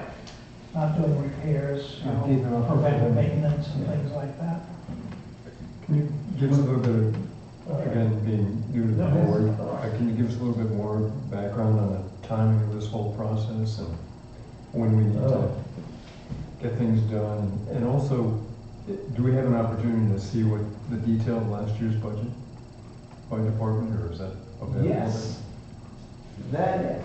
They asked for them to, Oh, you're right, Bernice was out sick, and I think they sent an email asking to send us all. Send us the last Copy of the budget. I can see if I can get the copies. We have hard copies of the budgets from last year, the people that were on the budget committee last year, but we can, and when they give us the new ones, it'll show the previous year's budget, but we can ask for those in advance. for the new people to see. Well, how about the old people too? The old people too, as well. There's so many going back and forth, I don't know what. Oh, it is. real- I It's know, tricky I because there's came to lots all of the different budget drafts. workshops last year, and I have a million pages, Yeah, but I I don't got that. most of them aren't dated, so I don't know which ones. Yeah. Yeah. Yeah, I like it myself, but I've got a pile this high and I've lost track of which is the real one. Yes, I would agree. The town manager says that he's gonna do it a little differently this year, in that you won't get a new sheet every time it's changed. Oh, We are responsible. But we have a final one too, and Yeah. that's the one I can't find. and then part of the process was we met as a group, as the select board, as well as the budget committee, and we kind of overheard the manager present his budget. And we had, those department heads come in and answer any questions that people have. What we're doing right now, we've never done before. Yes, Oh, I see. but this is, yeah. We every month looked at this and went home. Yeah, so there's not much to do, and then it became a bunch of things to do, because it was like, when is it? Then when we have those meetings with everyone, then it's like twice a week for 6 weeks. Sort of March-ish. Yes, yeah. But I think this is time well spent. You know, as Oh, yeah, so it's not a surprise. Yeah. Yeah, because normally it's a surprise, like, all these things. And selectmen are involved almost every day in this stuff, we're not. So But we have done it before, but we haven't had every department in. Yeah. But we have had different departments. Some have wanted to come and asked if they could. Town manager said yes, and others. Jeff says the town manager this year, he said, I'd be glad when someone wants to do my job for me. Do my work for me, not my job. Yeah. So the bulk of the work gets done, we listen to all their concerns now, but then the bulk of the work gets done February, March Yes, timeframe. yeah. Budget gets finalized by when? What do we have in the past? You don't remember April? Yeah, we voted in June, so it's gotta be April or somewhere in there. Okay. Usually it's pretty soon they'll be giving, there's like a list of when everything is supposed to happen. And the fiscal year is July 1st through Yes. June 30th? Okay. Yeah. Has to be done by that. Tried to do this 2 years ago, and they nixed it, Yeah. so. They didn't want us meeting, want you. Yeah, it was more so they put us off, they were like, they wanted to meet with the department, I think that they wanted to meet with the town manager first, and the town manager wanted to Yeah, wait we until blew us December or off. something like that. Yeah. But, Town manager didn't want us. Didn't want us involved? yeah. Just wanted us to vote yes or no. Yes. Any other questions at all, or we can look into more of the dates? I heard a number of comments about the bank account. Yes. About what? The bank account. Oh. What is that? What does that mean? Every year, not every year, not at the very beginning, but with Maine Yankee, we paid about 96% of our tax base.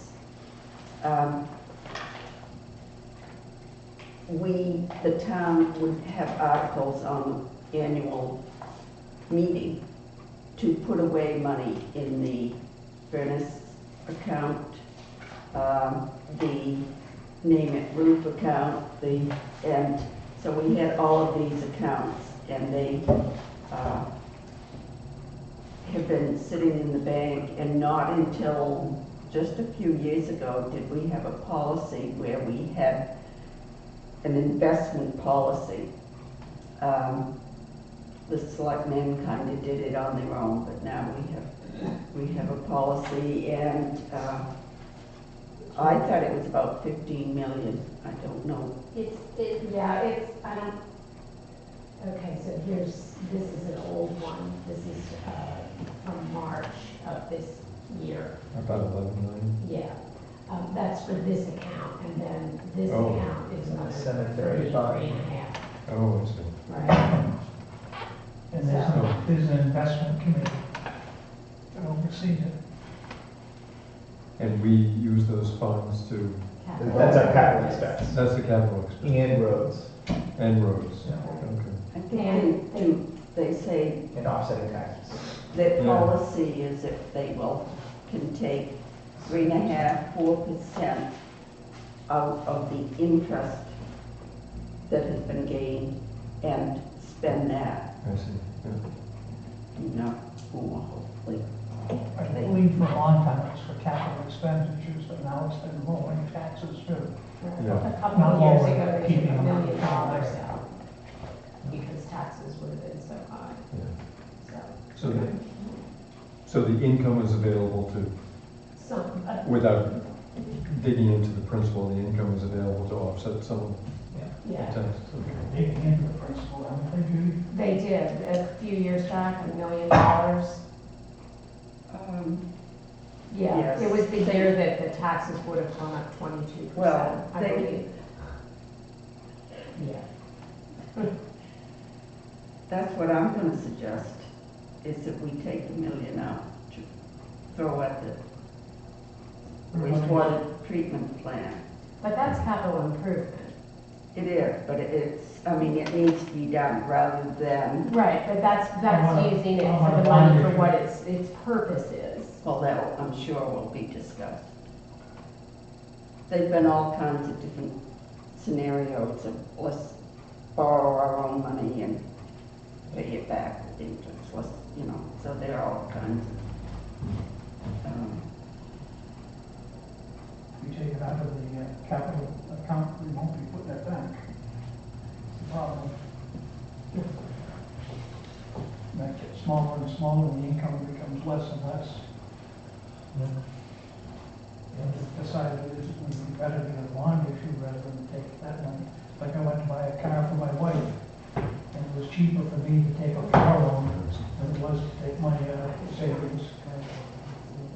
You know, and like your interest rate could be like 3 or 4%, whereas investments could be high, you know, much higher. Interest rate is See, you know, I could 1%. never understand that. What's that? Cheaper to take a car loan or pay for it out of savings. If you take it out of savings, and you're getting, say, 3% interest on the savings, and you get 1.5% interest on the loan, which was the case. Get 3% on savings? Oh, wow. Well, on an investment On investment, account. okay, so Yeah, yeah. not Take it out of in there. banking, Yeah. not in your bank. Then, I've also lost some of the principal, so I'm gonna get less interest in the long run. It's cheaper to get a loan. Yeah. Because the money in the future is worth less. yeah, It does feel weird. you need it, you buy it, and you deal with it. Psychologically, it's harder to do it the way Bill's doing it, but number crunching wise, it makes sense. I know it, But I agree with you, I'd rather just buy it and get it before. Yeah. yeah. probably depends on the stock market too. It does. There are a lot of A whole factors. lot. Okay. Well, then we should go on to E, reviewing the October budgets. Real quick. I saw her here, she was here when I first came. So, she had said there was nothing that really stuck out. No. I had asked her about the assessing, Yeah, she did say that. and she said that that comes under, because it was law,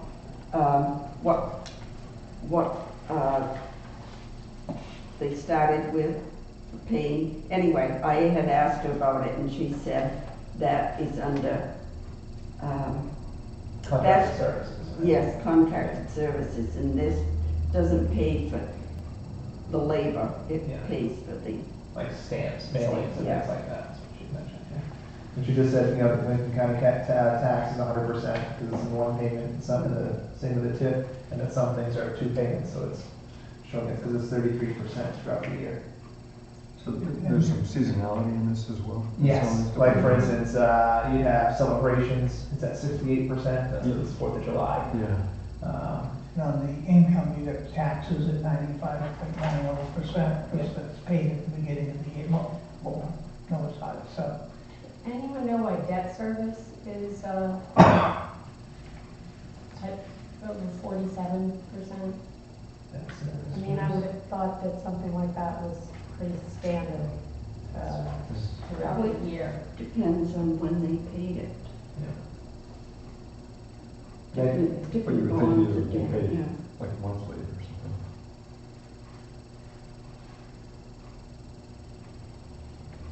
Just, Will that be, was that a school, is that under that? I'm sure it is. I bet it is. We I bet it's the have Whitefield to School or Chelsea School or whatever school it was. Yeah. Sounds about right. And yeah, the pier is, the debt service for, oh, well, that wouldn't all be in there. Oh, no, maybe. it Well, we would. have the $2 million bond from the school.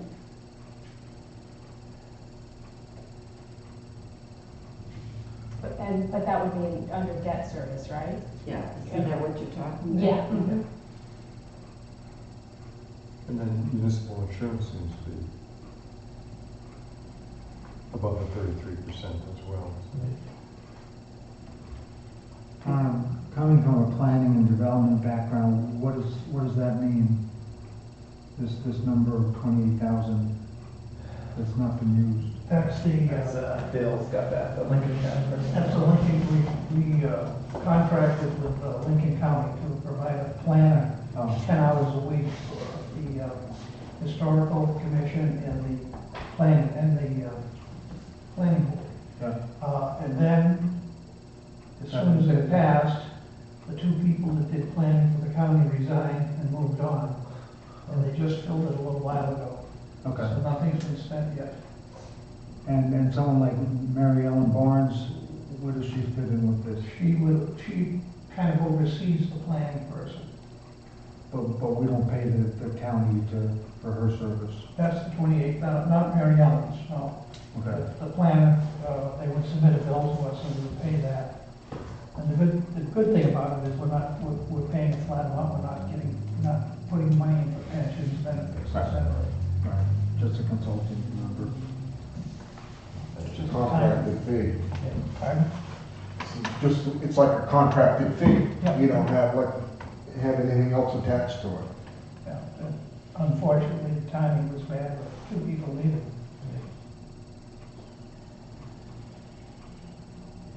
Parks and Recreation seems like a pretty large number. Yeah, we met with them. That's a huge thorn in the I town's did that side. last month. We found out there was 288 members that are Wiscasset residents. Using currently, so maybe in the summer there's a few more. But and that doesn't even count. Is that the community center? That is the community center, that's just a big part. Okay. So they usually lose about 400,000 a year. 4 or 3. Well, it depends on if you count the capital improvements that go through that as well, you know, so it's. So you can kind of fund the police department and the fire department. Yeah, I see that. But the Parks and Rec doesn't have revenue. 440,000. They don't usually hit their revenue. And it's also one of those things that they vote for each year.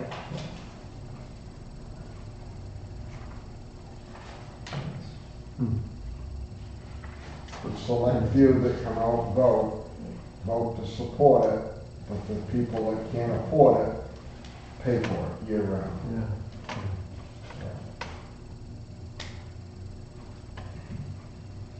It basically boils down to one of the things that was built during the heyday.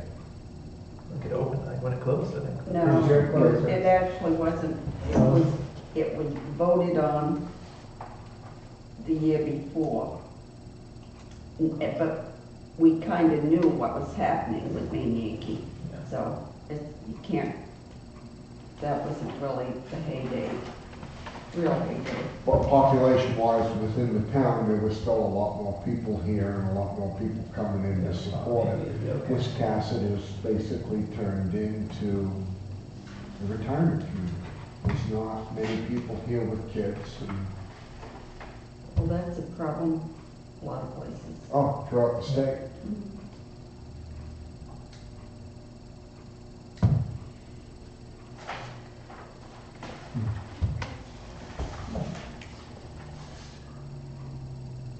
So overall, it looks like we're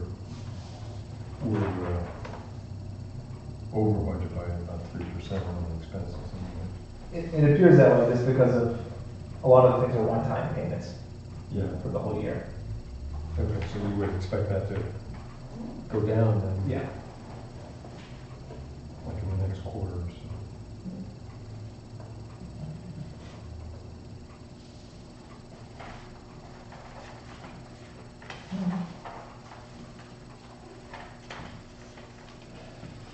This will be an interesting process.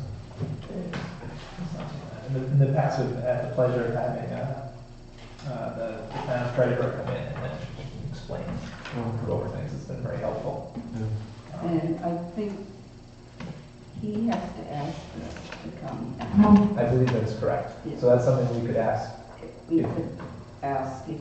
the town manager. Yeah. If that would feel that would be helpful.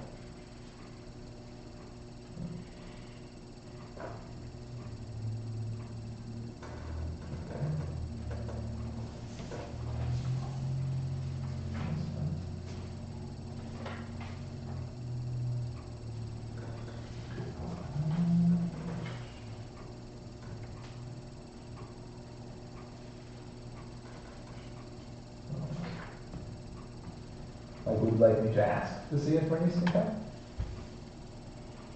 Are we ready for that? I don't know. I don't think there's anything important on here that you have to ask her. Okay. Just check.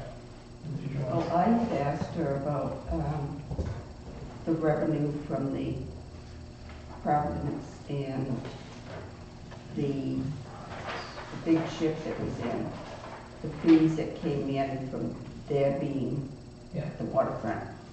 And it went into the general account, which if we're asking, what I didn't understand, if we're asking the waterfront committee to come up with ways to bring in income, then that should be set aside for the waterfront, I would think.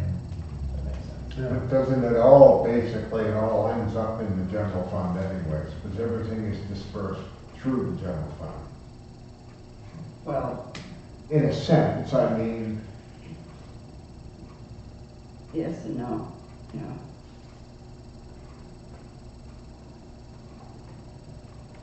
Wouldn't that give the waterfront more,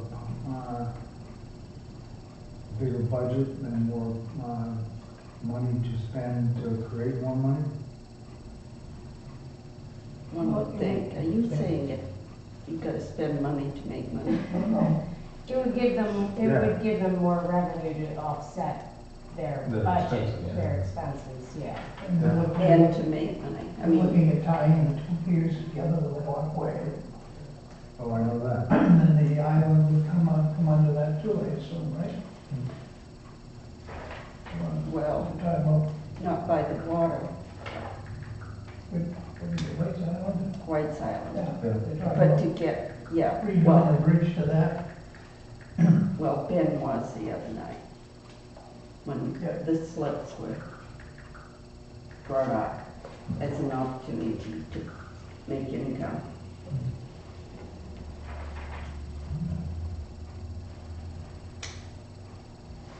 Yeah, we could go on to, yeah. Okay, so visits to the town facilities update. I know, I didn't make it. okay, I know I wasn't able to make it to that last Two of well. us did. I know, yeah, we had a few people. And I owe the manager there an apology. He was talking about his budget, and he said that he had to increase his budget because he had depreciation. I couldn't figure out what the hell that was about. Because that's not normal, but I guess in municipal things, if he depreciates his machinery, he has to put money away to pay for replacing it. And I just, he wasn't explaining it the way I understood it, and I've been in business, we don't do it that way. And so, I owe him an apology, because I was asking, but still.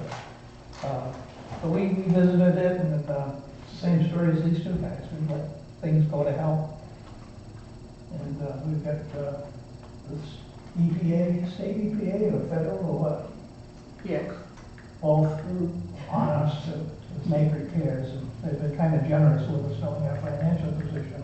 But a lot of the stuff there, they didn't run when they should have run it to keep it going, and it's gone to pot.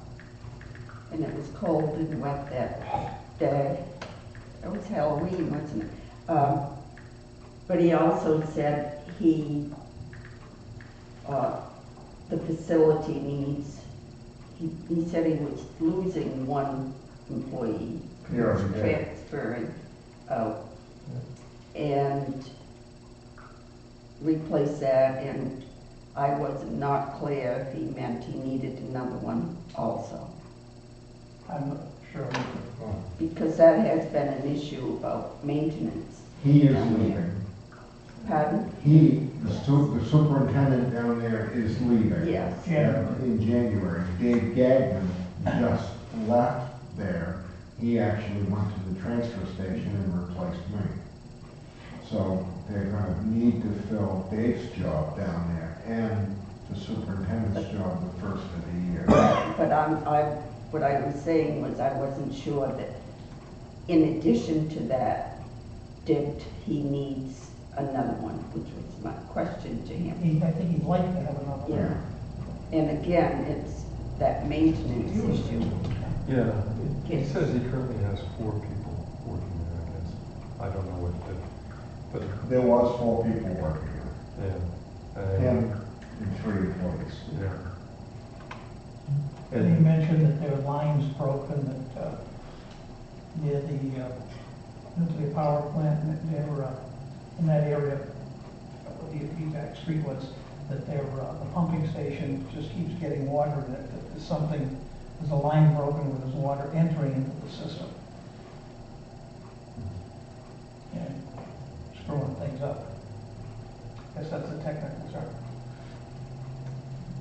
The technical term would be infiltrating.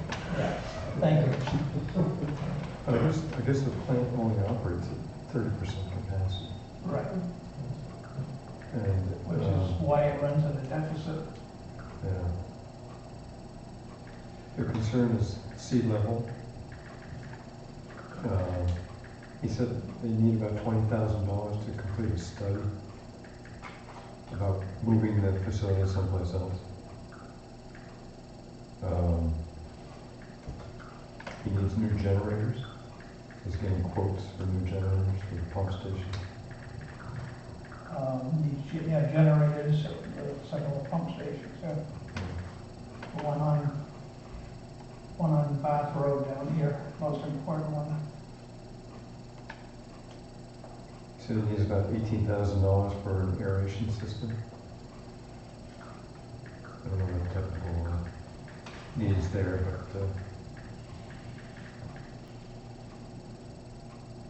And some things aren't working, they're putting hoses in one pit to another one and pumping from one to another rather than straight across, because it doesn't work. And it's costly. It would be cheaper to buy the new piece of equipment and not have the manpower moving. You put a hose.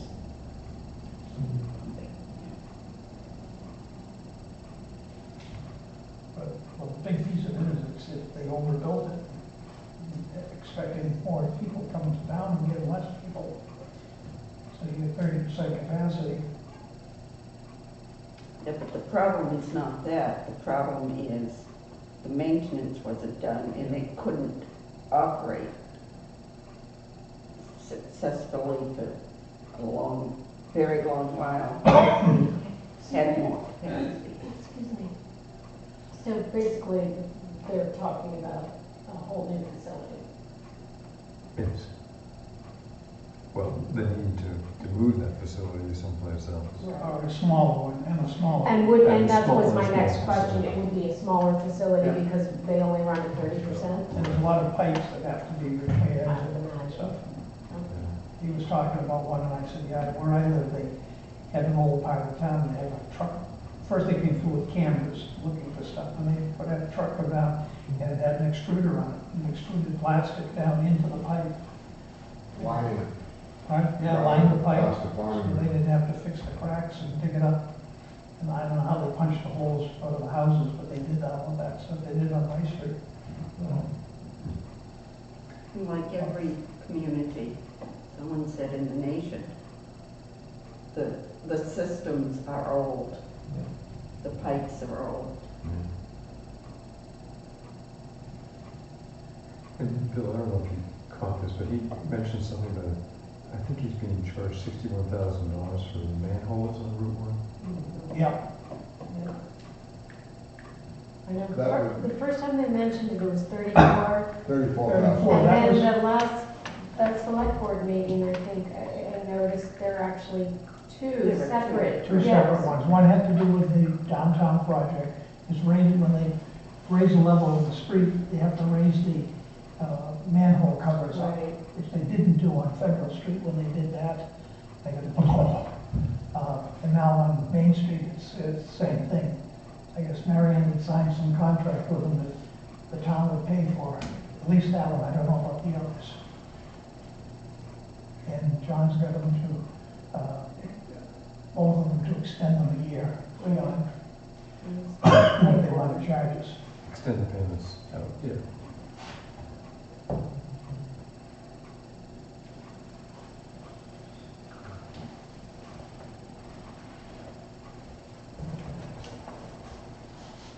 This is a depressing meeting. This one is pretty Incredibly sad, so.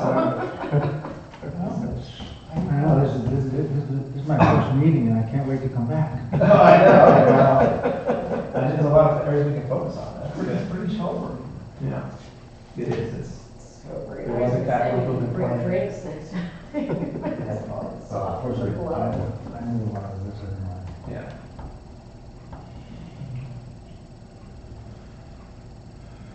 This is.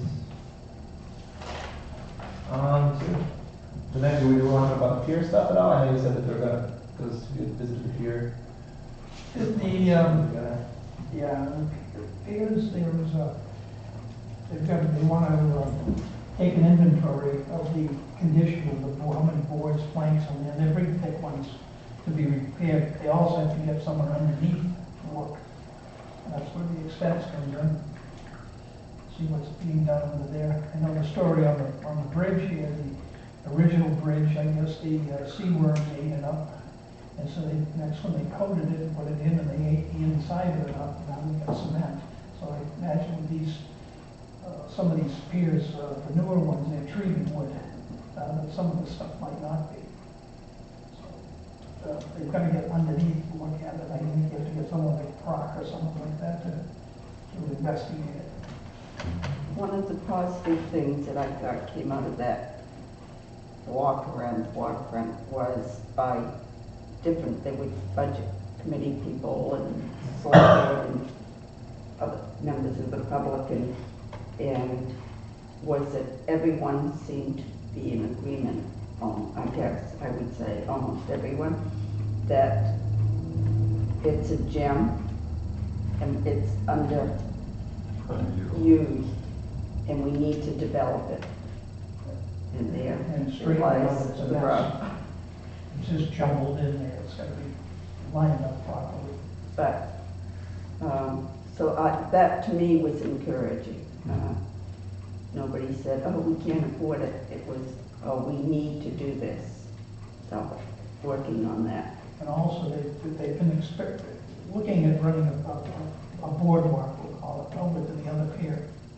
And if you can, then you don't have to, we're using porta potties, they actually use that restroom over there. It would be within walking distance then. Right, those porta potties cost about $5,000 a year.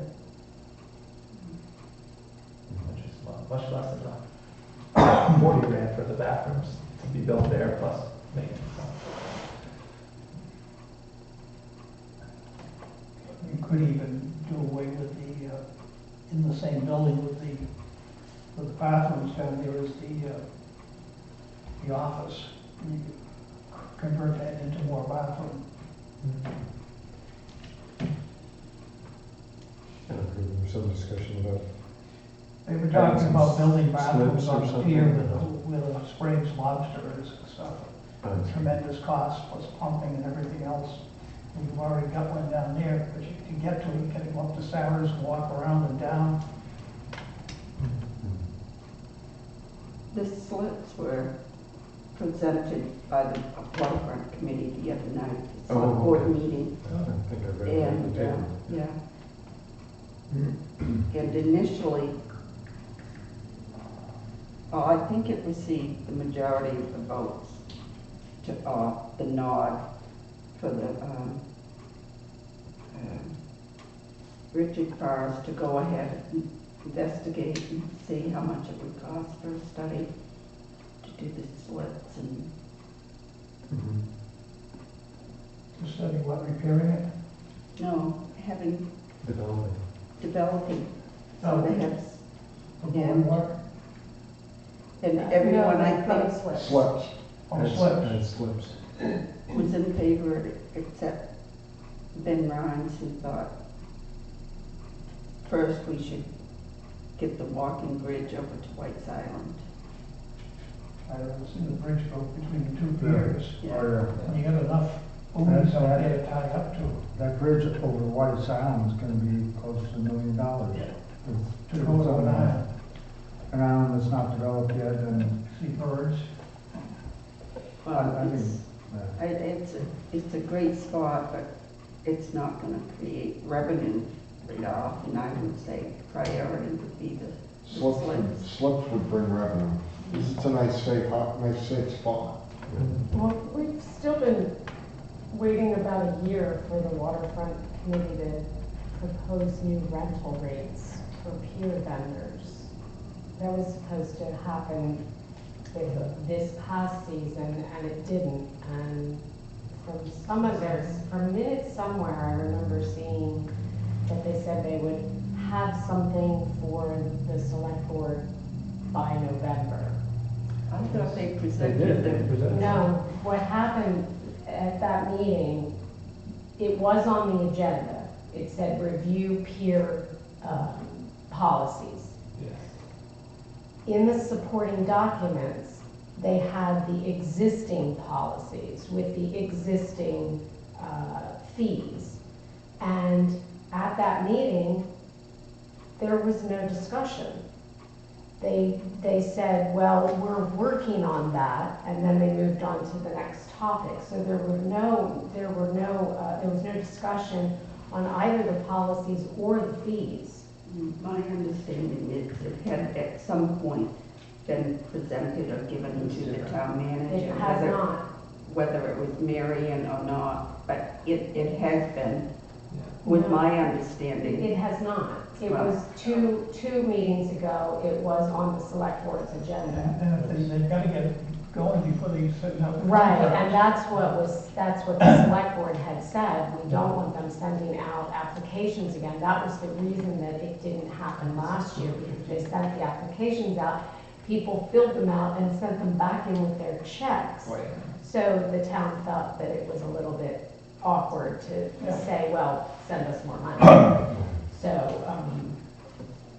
and I think they brought in, on pier fees this past year, it was less money than what was paid for those porta potties. There was less than $5,000 brought in on pier fees. So, I mean, they really are awfully low when you look at what surrounding towns pay for similar things, towns that do have that type of setup. I recall seeing those supporting documents that had different fee, like a different proposed fees. They were saying they didn't go over any of those, or, okay. That would be up to the board. Yeah, Yeah. The board, yeah. yeah. Okay, so that would. But, you know, I mean, I think my point is that it's a little frustrating that they're coming forward with new ideas of how to spend money, granted, to bring in revenue, but they're not discussing how to raise revenue with what they've already got.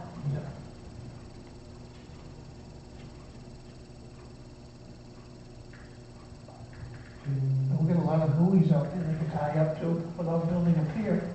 And actually, they're safer than tying up to a pier. Talking about moorings. Moorings. Mooring fees. Yeah, I a don't lot know. of unused ones in, you could put a lot more in. Yeah. I don't know what the town gets for a mooring thing. Another question. I think a bunch of those moorings are owned, they're owned by the lobstermen, or Right. as opposed to rented. Right. But I'm not sure how many town moorings there might be. Uh, I don't think there's many. Quite a few more in. Yeah. I don't know about in the navigable waterway. There's a lot of deep enough water there to put moorings in.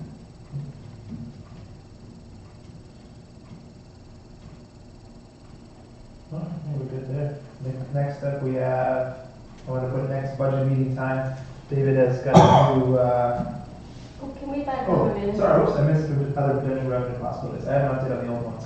But you're right, you had one you had mentioned, sorry. Yeah, after hearing what we heard tonight, it seemed like a drop in the bucket, but I don't want to be like so many other people in town that say, well, let's spend it because it's not that much, or oh, don't worry, we'll give it away because it's not that much.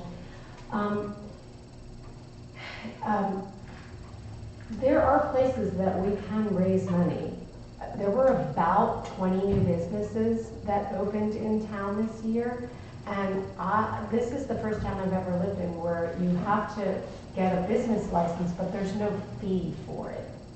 And somebody in that office has to process those papers. Somebody is spending their time to do that work.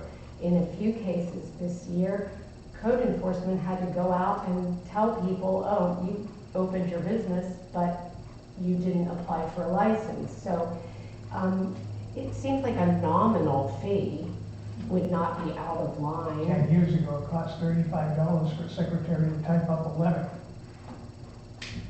Right. So, you know, I mean, $50, and I know that, I'm not sure if it's every 2 or 3 years, but businesses have to renew their license every couple of years. A $10 fee, I mean, something. I think there are places like that the town could be bringing in money. Again, it's not a lot, but at least we might be covering some costs that are associated with processing those things. Yeah, I agree with that. Any town, all the towns that I've worked in and for, we always charge for that to happen. And even just submitting an application for the historic commission, you have to pay $35 just for them to process it. So Right. it's not much for a business, because there is a cost.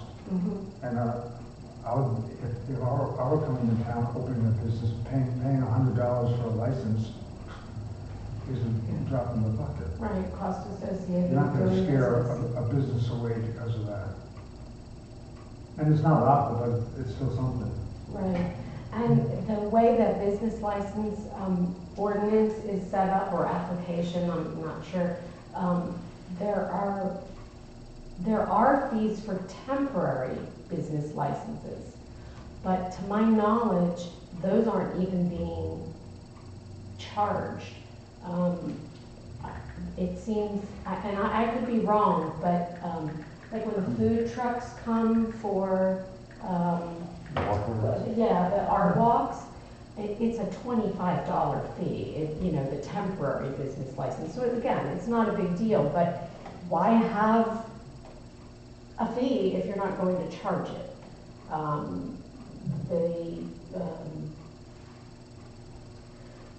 It's getting to be my bedtime. Yeah. The farmer's market, the vendors at that, I mean, most farmer's markets do pay some sort of nominal fee. And because they're only down there a certain number, the way it's written, you know, again, I don't think they'd be paying more than $25. Most towns have to have a health inspector visit those places, just to make sure they're sanitary. Ooh, You know, when they Get set me up. out of my, yeah, I don't know about that. I mean, I think the food truck type of thing, they probably do have to have some, but I don't think every time they come to a town, they have a yearly probably inspection, yeah. And I'm sure, you know, those are just a couple of examples. I'm sure there are other ones that are just simple fees that could be charged. Yeah, that makes sense. That's gonna definitely help with. Yeah, like I said, after hearing what we heard tonight, it is spitting in the ocean, but Yeah, all right. I'm gonna check. Good check. I'll check in with the town manager on the PRPs if there's been any update of those changing as well. Okay. As for the next budget meeting time, normally in the past we've met at 6, but David was working at the transfer station, so he met at 6:15. So he's not there anymore, so we could go back to 6 o'clock on the second Wednesday if that worked for everyone, or? works for me. Does that work? Yep. Okay, so that'd be December 11th at 6 PM. Okay, and I'll let the town office know, so they can fix the signs sometimes. Okay, under old business, we had updates on increasing revenue / decreasing expense ideas. Last time we had an action item for me to contact the town manager with the ideas that we had about a pay-as-you-go option for other towns that are not normally allowed to use our transfer station and the main art gallery, police, and waterfront pier rental rates, and Scout Hall. And let's see, I got them emailed them, I got a message back. Let me find it here. Oh, Sorry. main art gallery they took care of. Did they take it? What did they end up doing They that? signed a new lease on it. Signed a new Just signed it? Same lease, Same lease, $1, not paying any Oh, fees. so bring in $5. Okay, I We mean, have to maintain the inside and we do the outside. that's such a bad deal for us. Let me see if I can find it, sorry. Town manager, budget committee ideas. Okay. Well, the town manager replied that, I agree that we have to look at all the options with recycling. Paper bag is never popular, but can be quite effective. And selling historic buildings is possible, but ideally they should generate enough income to cover their costs. So that's what he kind of Is referenced. that what you said or what he That's what he said? said, yeah. He didn't answer you at all. Not especially. Okay, so what was that one about the buildings? Well, he And said should selling cover their historic costs? buildings is possible, but ideally they should generate enough income to cover their costs. Well, I hope that building doesn't cost more than $1 a year then. Yeah. So that's, Who pays the heat and stuff like that? I have no idea. I'm not sure. No, I think they close it down in the winter. Yeah, Yeah, But but still. still you gotta maintain it. they've got to pay, they pay the electricity and stuff like that. Yeah. So he said that, so I can. It was 2 town meetings ago, I think, 2 selectmen meetings ago. Going back to the transfer station, is that, you were proposing charging out-of-town people to use? Yes, it? that's what David mentioned. They had, the superintendent up there had proposed that going to a per bag fee. Mhm. And we talked about a little further that when I was there, we're constantly getting phone calls from people in Edgerton, across the border into, right up into Dresden. There, it's really convenient for them to come here, but it's very inconvenient for them to go where they were supposed to go. Was why not have a percentage of, allow a sticker to be sold? You could buy a sticker and they can come to here and pay, pay. It would generate revenue for what little bit that it would be, people would be coming. Because it's really inconvenient for, say, somebody that lives just across the bridge in Edgerton to go all the way to Booth Bay or over into Newcastle when they could come here. Yeah, That makes sense. Yeah. Yeah. I don't know of any other town that doesn't charge for that. Yeah. Yeah. Most all your towns now have gone to a per bag fee. Per bag or sticker. Or pay for the Or a sticker, sticker. yeah. Because that's what we have, right? We have a sticker on our car. But it's This- free. But it's free. Doesn't cost you. Our sticker is free? Yeah. Oh, I didn't know that. And then they don't check stickers either. And it is, the way it is in Wiscasset is Wiscasset is, the 3 towns is mandatory recycling. If you're showing at least a percentage of the trash that you're throwing away is actually being recycled, then there's no charge for it. But if if you're the notorious person that comes in every third Thursday with 25 bags in the back of your truck, we would keep an eye out for those people, and we would tell them that if you're not going to recycle, it's $2 a bag. And the next thing you know, they're recycling. So there is a charge that can be charged. It's just not being charged because if you recycle, you don't have to pay. And everything outside the facility costs money to dispose of. I totally agree, an out-of-towner should pay heavily. They should pay more. They should pay But I more think we heavily. should Well, pay the too. town pays. Yeah, our The taxes. town already pays all Right. their, and Westport pays Wiscasset. Oh, I see. They Yeah, there's like a percentage Yeah. of the Oh, I budget see. for the Okay. transfer. Okay, Yeah. good. Is it Westport and Allen? Westport and all Westport, no. Originally, back when that facility was built, I was told that Woolwich was actually involved. They took in more towns, and a lot of other places broke away. And I think you're probably going to see it on the breakaway next year. They weren't happy about what they had to pay this year. And they're pursuing, the selectmen up there are pursuing to find another alternative. Good, no, free. No, Mr. Payne. Yeah, that's a thought too, is charging everybody and then that would offset I costs. mean, I was just coming from a small town paying, Yeah. $40 a month for garbage pickup, Yeah. or whatever. Hey, Zach, Yes. could you add, Sure. Sherry Dunbar to the new Yes. list? Yes. And Dan? Oh, I thought Dan was included. Did you get an email? I got an email. You did? Okay. Okay. Yes, I added Sherry. I didn't have her info before today. All right, great. But yes. Okay. Well, okay, I think we are. Hey, Thanks. Yeah, Hey, definitely. question. Yeah. Motion to adjourn? Need a second? Second. All in favor? Oh, yes, okay, thank you. Judy didn't raise her hand, she wants to stay. Can I stay? Listen, a lot like this. Oh, my God.